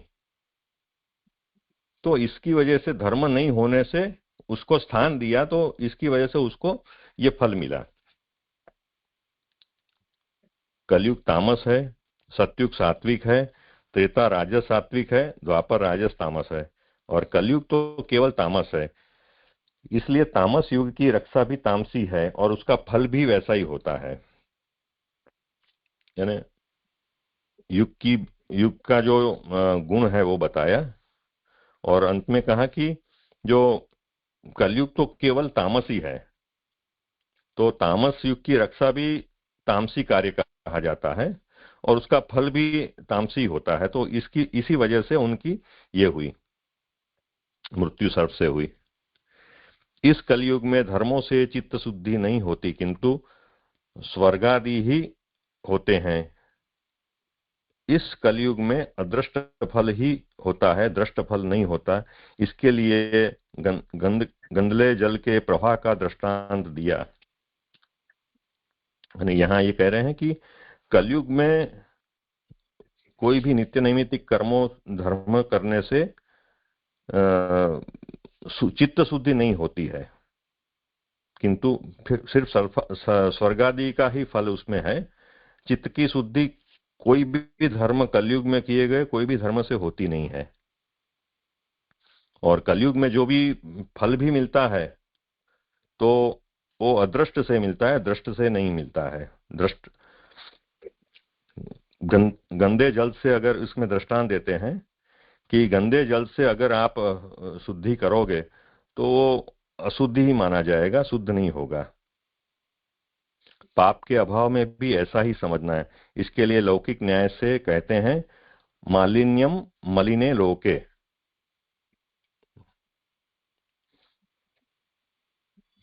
पाप के अभाव में भी ऐसा ही समझना, यानी वो ही है कि मलिन जल से शुद्धि होती नहीं है, ये कहना चाहते हैं। तो चित्त शुद्ध होगा ही नहीं, क्योंकि कली जो है वो मलिन है, तो वो सर्वथा संभव नहीं है ये चित्त की शुद्धि, ये समझाना चाहते हैं यहाँ पे।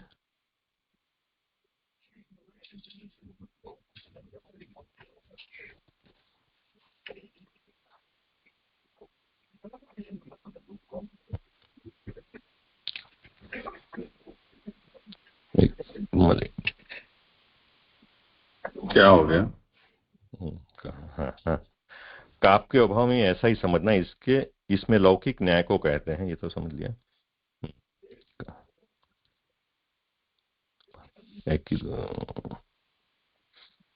खराब अदृष्ट भाग्य को दूरदृष्ट कहते हैं। उससे नरक तो नहीं होता, किंतु पाप के कारण ऐहिक दुख ही होता है, और वह दुख तामस होता है। तीव्र वेदना रूप नहीं होता, किंतु मोह रूप होता है, जिससे वह सहन करने योग्य होता है, और वह दुख अलौकिक होता है। इससे उसमें लोक निंदा नहीं होती। इससे कलयुग की श्रेष्ठता का प्रतिपादन किया।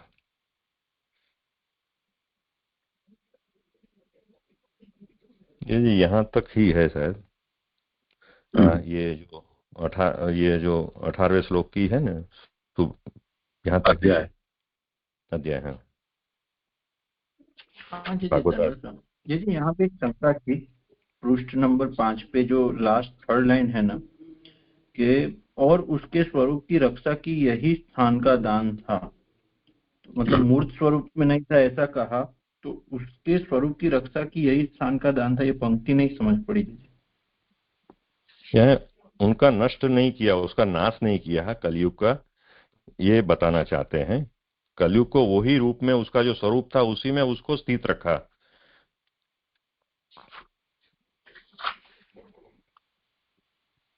स्वरूप की रक्षा मतलब अगर हम आगे ऐसे कह रहे हैं कि कोई मूर्ति नहीं है तो उसका तो किस तरह से हम निग्रह नहीं कर सकते, देवता है उनका, तो फिर उनमें स्वरूप की रक्षा किस प्रकार से नहीं होती, हम आगे ऐसा समझे। क्योंकि आगे तो जो भी आर्ग्यूमेंट भी, वो स्वरूप की रक्षा नहीं हो सकेगी, क्योंकि वो काल कोई मूर्ति नहीं होता, ऐसे समझाया।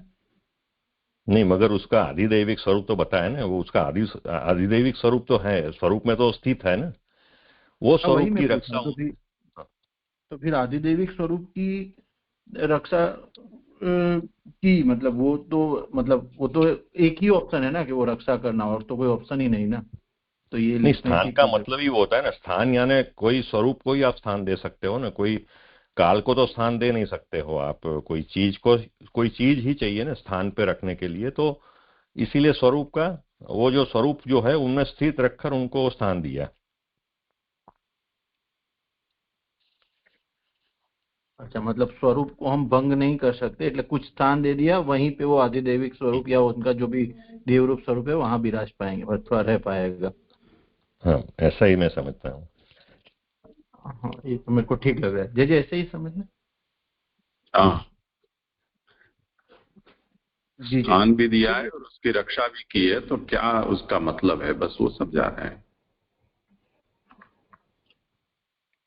जी जी जी जी जी। और एक प्रश्न वहां हमने 41 में श्लोक में जो देखा था, जो कल्पेश भाई का प्रश्न था कि वो चार जो पांव थे, पैर, वो जोड़ दिए और अभी तक है कि नहीं। तो यहाँ उसके ऊपर ही एक पंक्ति आई कि परीक्षित के राज्यकाल में कलयुग के धर्मों की प्रवृत्ति नहीं हुई, यही उसका निग्रह था। और फिर ये जो 5 स्थान की बात हुई, तो अभी तक उसको समझना, 5 स्थान तक वो कैसे समझना? क्या अभी मतलब अभी हम उसमें ऐसा सोचा था कि उनके जो धर्म के 3 पैर टूट गए थे, वो परीक्षित राजा ने उनको सही स्वरूप धर्म का मतलब प्रस्थापित किया। और वो अभी तक है या नहीं जो प्रश्न उठा था, तब प्रस्तुतिकर्ता ने ऐसा कहा था कि ये 5 स्थान छोड़कर अभी भी हम ऐसा समझ सकते हैं कि कलयुग का प्रवेश नहीं हुआ है बाकी जगह पर वर्तमान स्थिति में। हम जो वो प्रश्न तब उठा था, तो यहाँ ये पंक्ति आई कि परीक्षित के राज्यकाल में कलयुग के धर्मों की प्रवृत्ति नहीं हुई, यही उसका निग्रह था। तो वो ये जो राजा है परीक्षित राजा, और जितना जन्मेजय राजा के संदर्भ में आया कि वो भी साक्षात आदिदेविक परीक्षित राजा थे जो दूसरे श्लोक में आया, तो वहां तक ही ये कलयुग के निग्रह का स्वरूप समझना कि अभी तक उसको एक्सटेंड कर सकते हैं, क्योंकि वो श्लोक में ऐसा हम समझे थे, इसलिए थोड़ी शंका हुई। हाँ, क्या लग रहा है बताओ? नहीं, उसको तो कायनी स्थान दे दिया। जब तक ये युग प्रवर्तमान रहेगा तब तक ये ऐसा ही रहेगा, यानी ये 5 स्थान को छोड़ के सब्जेक्ट टू दिस कंसेंट, यानी ये जो 5 स्थान को छोड़ के सब जगह कली का निग्रह मानना ही चाहिए, ऐसा मुझे लग रहा है युग पर्यंत। नहीं, यहाँ पे तो लेकिन ऐसा लिखा है ना कि परीक्षित के राज्यकाल में, यानी कि परीक्षित के राज्यकाल में कलयुग के धर्मों की प्रवृत्ति नहीं हुई, यही उसका निग्रह था। तो उसके राज्यकाल तो यहाँ शाश्वत बता रहे हैं ना, यहाँ वही बता रहे हैं, अभी सूजी भी बोल रहे हैं कि अभी परीक्षित विराजमान है उनके स्थान पर, और मैं उनको देख रहा हूँ कि वो प्रजा का पालन कर रहे हैं, यानी वो एक्सटेंडेड है, यानी युग पर्यंत एक्सटेंडेड है, ऐसा मुझे लग रहा है। जब क्योंकि उसके बाद की कथा में सूत और सौनक जी बोल रहे हैं ना ये। पर वो 1000 वर्ष का जो सत्तर, हाँ बोले थे। सॉरी, मुझे ऐसा, यानी उस वक्त ऐसा समझ में आया कि हमने ऐसा सोचा कि भाई वो उस वक्त की बात है, आज की बात ऐसी ही नहीं है, क्योंकि आज तो न तो कोई राज्य है या तो न ऐसी कोई व्यवस्था है। तो वो जो बात हो रही थी वो उसी टाइम की, जो उनका संवाद था उसी वक्त की बात थी, शायद मैं ऐसा समझा था। नहीं, परीक्षित जी के जाने के बाद काफी समय के बाद ये कथा हो रही है, तभी ये कह रहे हैं ना सूत जी की अभी भी आधिदैविक स्वरूप से वो वो हस्तिनापुर स्थित वो जो राजा सिंहासन भी वही है, यानी अभी आगे वो बोला ना सिंहासन भी वही है। तो ये मुझे लगता है कि आधिदैविक स्वरूप में विराजमान है, ऐसा इसका अर्थ ले सकते हैं। लेने पर भी जो इतनी हाय हाय हम मचा रहे हैं और सभी लोग कली के पीछे हाथ धोकर पड़े हुए हैं। हाँ, प्रभु जी ने भी कृष्णाश्रय आदि में और साधन प्रकरण में कली को इतना टारगेट किया ही है। भागवत के आरंभ में भी यही बात कही गई है। तो यदि इस अर्थ में हम सोचते हैं तो हमें थोड़ा बुद्धि का प्रयोग करके व्यवहार भी तो देखना होगा।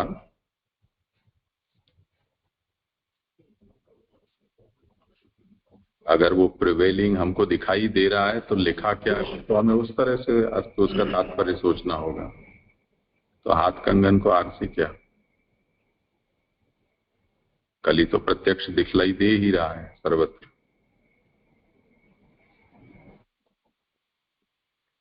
इसीलिए जहां स्थान दान की बात हुई वहां इस बात को कह दिया ना कि ये जो चीजों को गिनाया है वो चीजों को अनृत मद काम रज वेर इस अभिप्राय से उसे समझना है। तो ये सब चीजें ये पैदा करती हैं, वो तो साफ साफ दिखाई दे ही रहा है। बात केवल इतनी थी कि परीक्षित के समय ये सब कंट्रोल में थे, अब आउट ऑफ कंट्रोल है। इतनी सी बात है।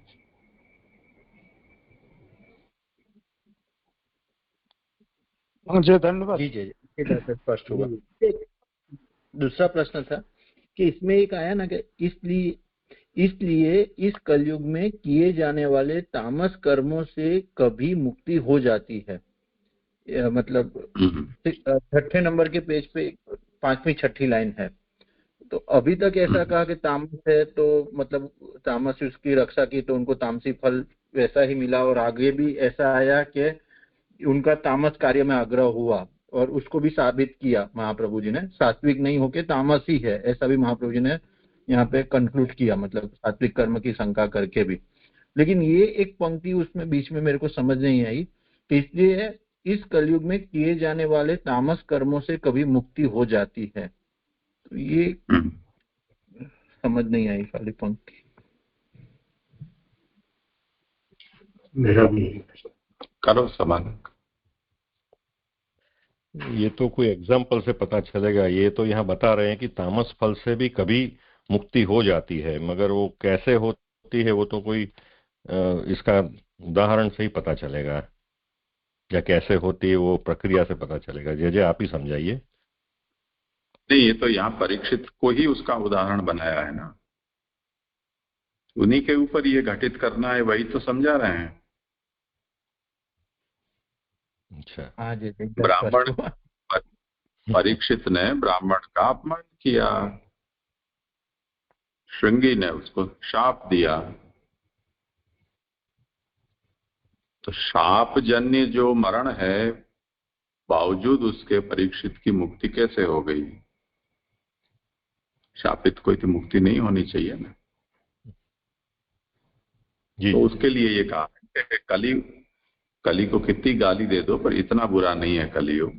यदि भगवद आश्रय है, भगवत नाम श्रवण स्मरण आदि हैं, तो ऐसे कर्म से भी हो सकती है। बाकी कितना भी कर लो, जोर मार लो, किसी भी शास्त्रीय विधि विधानों से कली में धर्म नहीं हो सकता है। ये बात भारपूर्वक यहाँ कही है। हाँ जी, तो जी कभी से ये समझ जाएगा कि और ये इसको परिशिक्षो छोड़ के और किसी का भी तामसी कार्य में मुक्ति नहीं हुई होगी, ऐसा तामसी कार्य से मुक्ति नहीं हुई होगी ऐसा, या एकमात्र उदाहरण या और भी हो सकते हैं? कभी लख्या है इसका मतलब अगर करते हैं तो? नहीं, ऐसा नहीं है। अभी केवल ये परीक्षित के प्रश्न संबंध में ही प्रश्न उपस्थित हुआ है और उसी का समाधान है। दूसरा का होता हो तो होता हो, वो उसका विषय में ये वचन के ये व्यवस्था नियामक नहीं है। ये तो केवल यही प्रश्न हुआ कि अगर ऐसा हुआ तो फिर परीक्षित को मुक्ति कैसे मिल गई। जी जी यहाँ पे कलिकाल को यानी पीछे पूर्व के अध्याय में हम देखा कि यानी शूद्र उसको कहा गया। तो कलिकाल यानी एक अधिकारी है और यहाँ पे देवता रूप भी बताया, तो देवता भी शूद्र होते हैं ऐसे ही समझ लो। नहीं, उसका शरीर शूद्र वेशधारी है, वो शूद्र है ऐसा नहीं है। वो तो जैसे कलिकाल है वो सभी अधिकारों को निवृत्त कर देता है, और जैसे शूद्र देह होता है उसमें कोई अधिकार प्राप्त नहीं होता है, तो उसको ऐसे रूप वाला बताया है, ऐसे समझना चाहिए। जी जी, यहाँ पे और 6 यानी प्रश्न का 6 पर जो ऊपर आया ना, इसका समाधान करते हैं कि शुद्धि देश काल के अनुसार कही गई है, तो उसे कैसे समझेंगे? देश वो यहाँ थोड़ा अधूरा लिखा गया है। मूल बात यह है कि निग्रहो रूप रक्षार्थम स्थान दानम प्रकीर्तितम देश कालानुसारेण शुद्धि प्रकीर्तिते कलौ शरणाम तथापेक्षा नास्ति धर्मोन्नतिस्ततः। 126वीं जो कारिका है उसका पूरा अनुवाद यहाँ नहीं हो पाया है या इसमें छपा नहीं है। अभी मूल विवेचन वाली मेरे पास नहीं है, पर यहाँ से इसको हम समझ सकते हैं कि कहना क्या चाह रहे हैं कि ये जो प्रश्न उठा कि काल की तो कोई आकृति नहीं होती है, और काल तो सदा ही रहने वाली वस्तु है, तो उसको हम कैसे अधीन कर सकते हैं और उसको स्थान कैसे दिया जा सकता है, ये प्रश्न उठा। तो उसका समाधान दिया कि यहाँ ये जो कालाभिमानी या युगाभिमानी देव है, जो शूद्र देह वाला पर राजा का वेश धारण करके धरा और धर्म को परेशान कर रहा था, उसको ये स्थान देने की बात है। उसका जो आदि भौतिक स्वरूप है या आध्यात्मिक स्वरूप है, उसकी यहाँ बात नहीं है। तो परीक्षित जिस समय है तब उस समय तक उस काल के धर्मों की प्रवृत्ति उसने नहीं होने दी।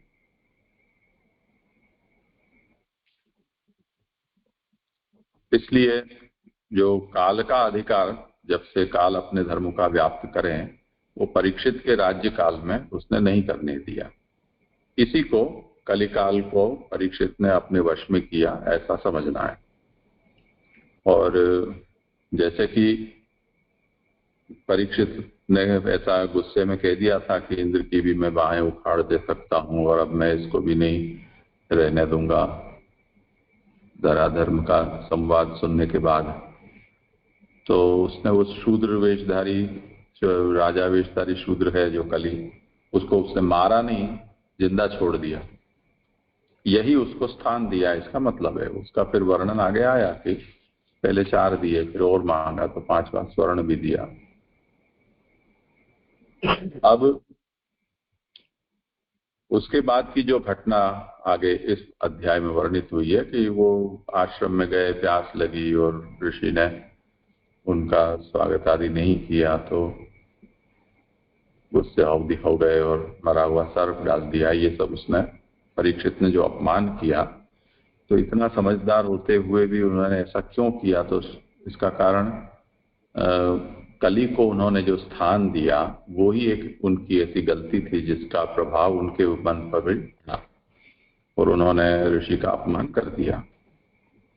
ऐसा हम सोच कर चले हैं। तो प्रश्न ये है कि ऋषि के अपमान के कारण उनका मोक्ष कैसे हो गया? तो उसका कारण ये बताया कि इतना भले ही कली दुष्ट हो किसी और के लिए, पर इतना भी दुष्ट नहीं है। अब कली इतना दुष्ट नहीं है, उसको समझाने के लिए अब ये बात कही जा रही है कि अगर आपको ऐसे तामस कर्म से जैसे कर्म करते हुए भी परीक्षित को मुक्ति प्राप्त हो गई, उसके स्थान पर यदि हम ये सोचें कि मुक्ति प्राप्त करने के लिए कोई ऐसा शास्त्र विहित उपाय किया जाए तो क्या हो सकता है? तो यज्ञादि कर्म हो या संन्यास आदि लेकर ज्ञान साधना की जाए या कोई देवार्चन उपासना आदि की जाए, ये सब प्रसिद्ध उपाय हैं। तो ऐसे कर्म से यदि हमें मुक्ति की अभिलाषा है तो उसके लिए देश काल द्रव्य कर्म आदि है वो शुद्ध होने चाहिए। ये होते हो तो ही वो धर्म होता है, अन्यथा उसका फल नहीं होता है।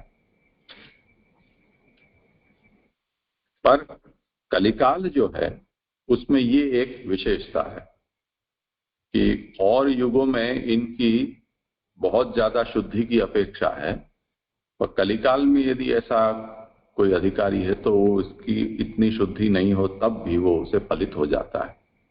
और उसका उदाहरण देते हैं कि जैसे किसी रोगिष्ठ व्यक्ति है, मरणासन्न है और कलिकाल की बात है, उसको यदि भगवत स्मरण ही हो गया मृत्यु काल में, तो अब उसकी कैसे भी मलमूत्र विष्ठा में पड़ा हुआ है, अपवित्र अवस्था है, कई दिनों से नहाया नहीं है, खान पान का कोई विवेक नहीं है, उच्छिष्ट आदि का भी विवेक नहीं है, स्पर्शास्पर्श का होश नहीं है, न दैनिक आहनिक आदि उससे कुछ हो पा रहे हैं, ऐसी कुछ भी स्थिति है। पर यदि केवल वो भगवत स्मरण कर रहा है तो इन देश कालादि अशुद्ध होते हुए भी उसकी शुद्धि मानी जाती है।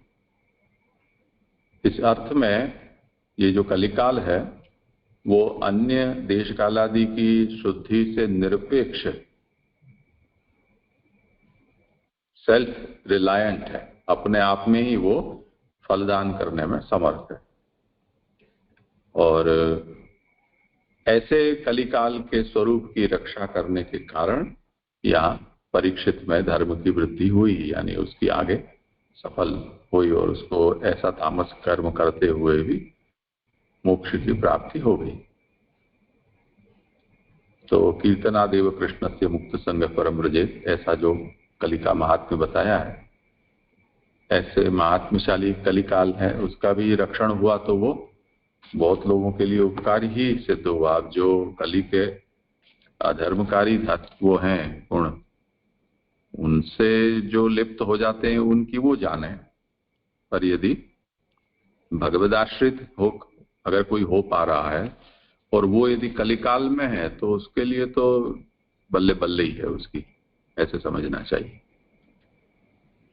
जी जी जी, स्पष्ट हुआ जी। और एक इसी संदर्भ में प्रश्न था कि इसकी शुद्धि हो जाती है अंतकाल में भगवान का नाम लेते, इससे क्या समझना चाहिए? शुद्धि और फिर मुक्ति, इससे कैसे फिर जोड़ना? वो दोनों तरह से है। जैसे अपवित्र पवित्रो वा सर्वावस्थांगतो वा यस्मरेत पुंडरीकाक्ष सबाह्याभ्यंतर शुचि, ऐसे सभी कर्मों के पहले ये बोला जाता है श्लोक।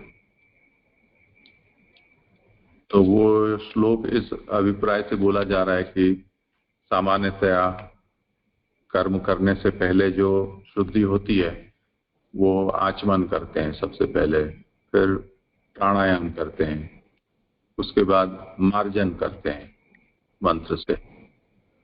तो ये जो आचमन, उसमें भीतर हम जल पीते हैं, तो केशवाय नमः, नारायणाय नमः, माधवाय नमः ऐसा करके और जल लेते हैं भगवत स्मरण पूर्वक। तो आंतर शुद्धि की भावना से है, उसमें जल भी है और भगवत नाम का स्मरण भी है, उच्चारण भी है। उसके बाद प्राणायाम करते हैं, वो हमारे प्राणों की शुद्धि है, इंद्रियों की शुद्धि है। फिर बाह्य शुद्धि के लिए मार्जन किया जाता है आपोहिष्टामय वो स्थान इत्यादि मंत्रों से। ये सब होते हुए भी फिर हमारे भीतर कुछ भी, इतना सब करते हुए भी अगर किसी प्रकार की अशुद्धि रह गई है तो भगवत स्मरण करके और हम अपनी शुद्धि की भावना करते हैं। तो ये कोई भक्ति भाव से भगवत आराधन या भगवत स्तुति या भगवत प्रसन्नता के लिए कि भगवत लीला के अवगाहन के लिए बोला गया ये श्लोक नहीं है। ये तो केवल शुद्धि ही के लिए किया गया, बोला गया श्लोक है उसी दृष्टि से। तो शुद्धि होती है।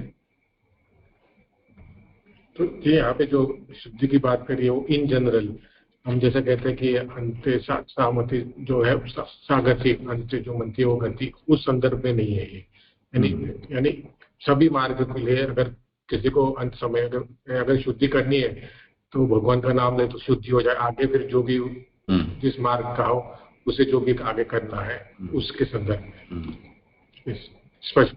आंतर बाह्य जो शुद्धि जो भी आपने बताई, उसका प्रयोजन ये तो नहीं है कि हमें इसकी शुद्धि से मोक्ष प्राप्ति हो या वो हो।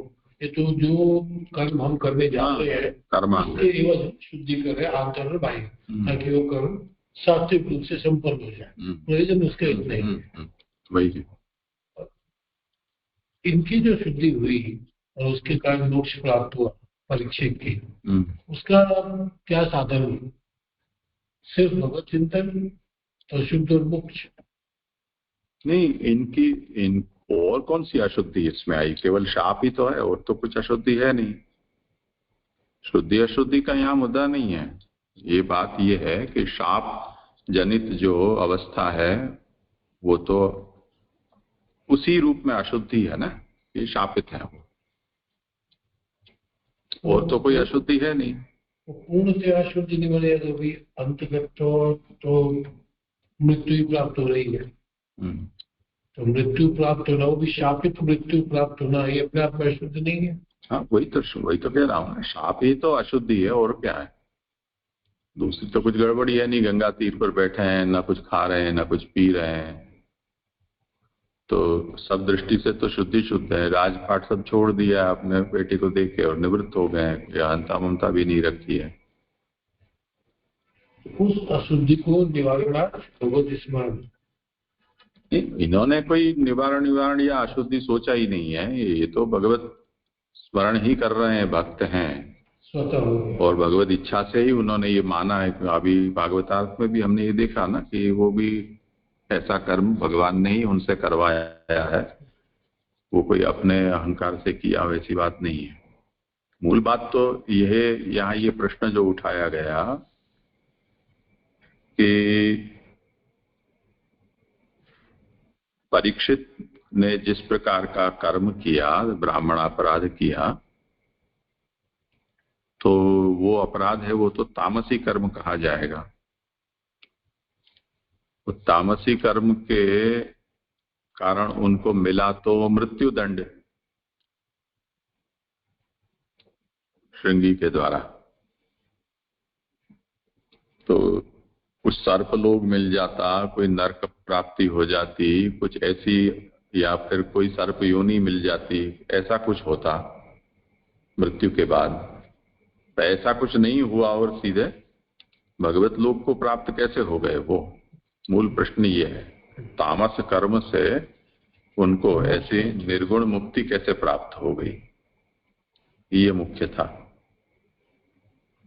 तो उसका यहाँ ये समाधान बताया कि अगर कोई और काल होता तो अन्य गति की संभावना थी, पर ये तो कलिकाल की महिमा है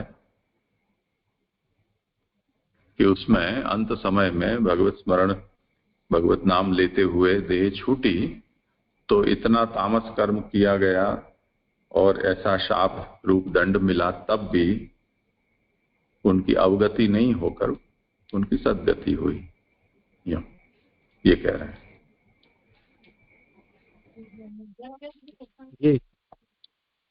जे यहाँ पे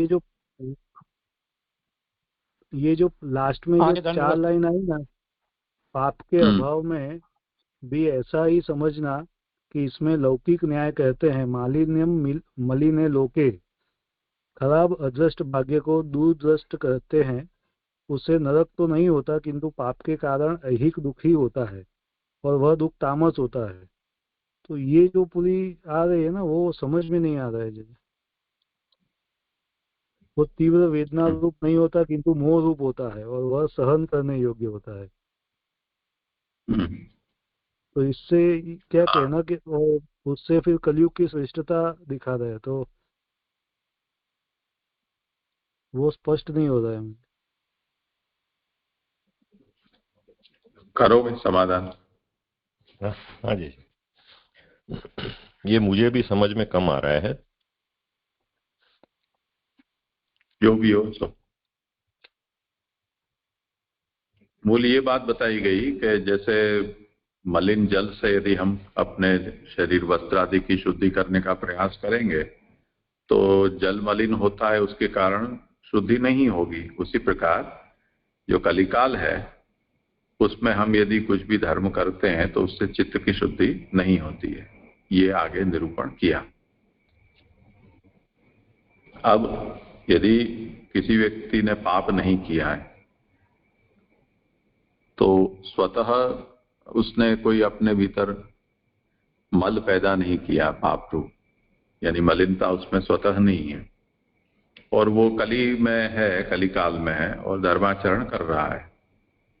और फिर भी क्योंकि काल ऐसा है, उसके कारण कलिकाल में किए गए धर्म से भी उसके चित्त की शुद्धि नहीं होगी। ये इस उदाहरण से यहाँ लेना चाह रहे हैं। तो मलिन में होने के कारण, जो काल मलिन है, लोक मलिन है, उसके कारण रिजल्ट में भी मलिनता ही उसे प्राप्त होगी, और ये यहाँ दुर्भाग्य के रूप में बताया है। उसे ये कहते हैं कि ये जो मलिनता है वो दुर्भाग्य रूप मलिनता है। वो हो सकता है कि हर व्यक्ति को नरक में डाले, ऐसा कोई जरूरी नहीं है। तो वो क्या करती है वो दुर्भाग्य, कि नरक आदि ऐसे दुखद लोक में न डालकर इसी लोक में वो दुख को प्राप्त कराती है। और ऐसा जो दुख है वो यहाँ तामस दुख जो है वो तामस कहा जाता है, फल के रूप में यदि गिने तो। और इसमें लोक निंदा है, रोग आदि है, इन सब के रूप में ये जो वेदना है वो हमें यहाँ अनुभव में आती है। तो कलिकाल में अब यहाँ इसका आगे निरूपण कर रहे हैं कि जो सद्गुण है वो कलिकाल में यही है। वो गुण ये कि भगवान का कीर्तन करने से मनुष्य सभी बंधनों से मुक्त हो जाता है, भगवत प्राप्ति होती है। ये 12 स्कंध में इसका निरूपण किया गया है। और उसके लिए शास्त्र की, यानी ऐसे कलिकाल में भी जो अधिकारी जीव हैं उनको भगवत प्राप्ति हो सके, उसके लिए शास्त्र की प्रवृत्ति भी होनी आवश्यक है, जिससे कि भगवत कीर्तन आदि में प्रवृत्ति मनुष्य की हो सके। और जब तक ये भागवत आदि शास्त्र प्रवृत्त नहीं होते हैं तब तक कीर्तन आदि में आदर भी नहीं हो सकता है, और तब तक भगवत प्राप्ति भी संभव नहीं है। इसलिए ये जो इस प्रकरण में जो ये पूरा निरूपण हुआ, जिसमें कलिकाल की प्रवृत्ति और उसके बाद परीक्षित के माध्यम से भागवत की भी प्रवृत्ति, ये सब बातें हैं वो यहाँ कलि के उत्तम गुण का निरूपण करने के लिए कही गई है। तो यही कलि की उत्तमता है, इस बात का निरूपण यहाँ करना चाह रहे हैं। ये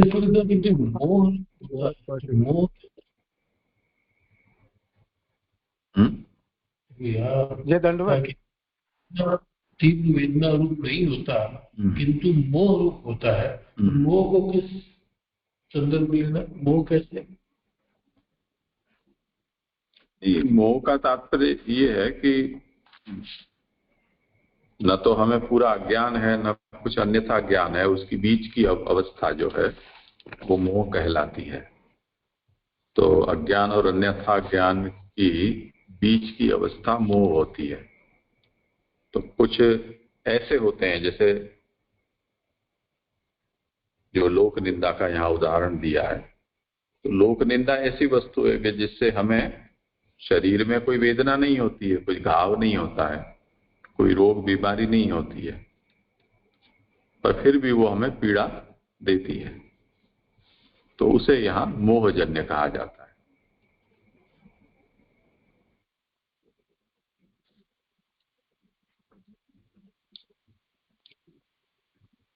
तो दुरदृष्ट जो है उसे नरक तो नहीं होता, किंतु पाप के कारण ऐहिक दुख ही होता है, यानी इस लोक में हमें दुख की प्राप्ति होती है। वो दुख तामस होता है, वो तीव्र वेदना रूप नहीं होता, किंतु मोह रूप होता है, जिससे वह सहन करने योग्य होता है।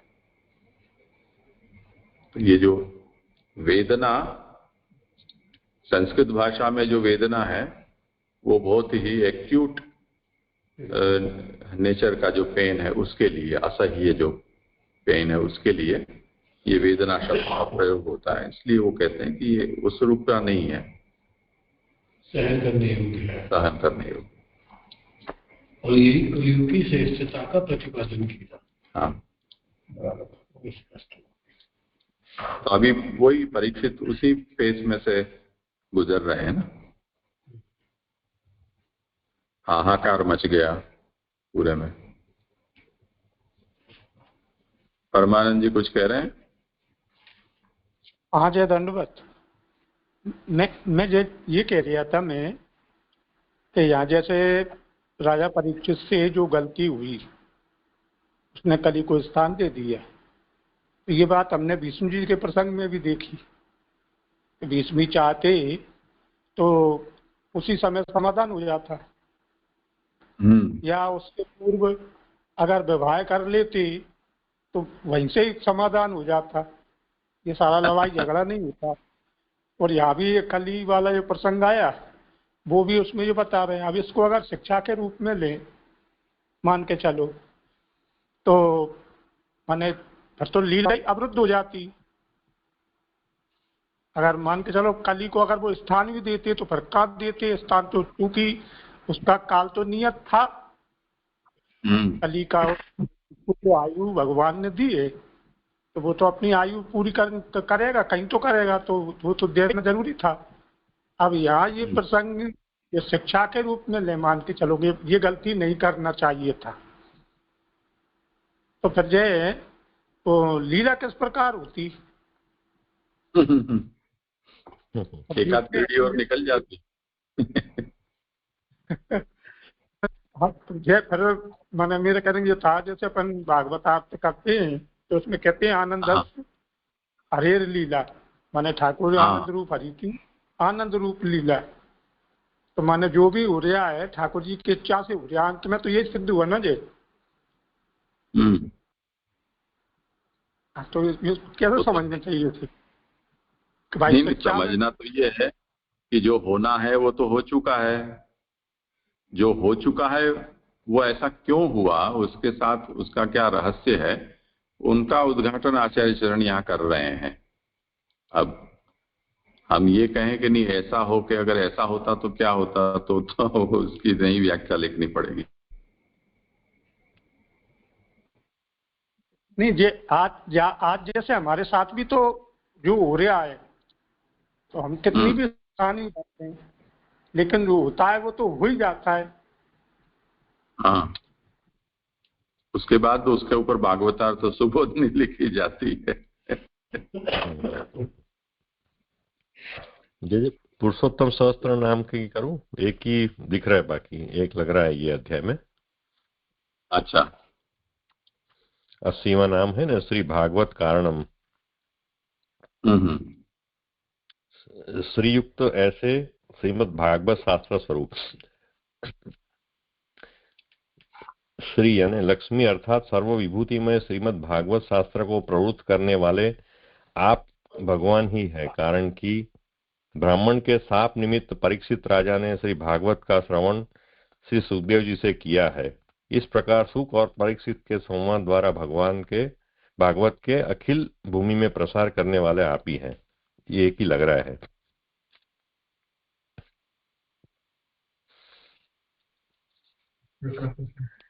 मुझे तो अच्छा ये भी इतना नहीं बैठ रहा है। ये कहाँ जाएगा सत्संग ज्ञान हेतु? ये तो अगले में जाएगा, 19 में जाएगा। ऐसे उल्टा थोड़ी जाएगा। कलि निग्रह कर्ता और धर्मादीनांच पोषक, ये तो हमें 17वें अध्याय में हो गया ना कि कलि को स्थान निग्रह भी कर दिया और धर्म की जो 3 टंगे टूट गई थी उनको वापस जोड़ दिया, तो ये तो उस अध्याय के नाम हो गए। अब सत्संग ज्ञान हेतु यदि अध्याय के क्रम से है तो ऐसे ही चलना चाहिए ना, तो ये तो इसमें आना ही चाहिए। कैसे आता है वो बताना। ठीक है।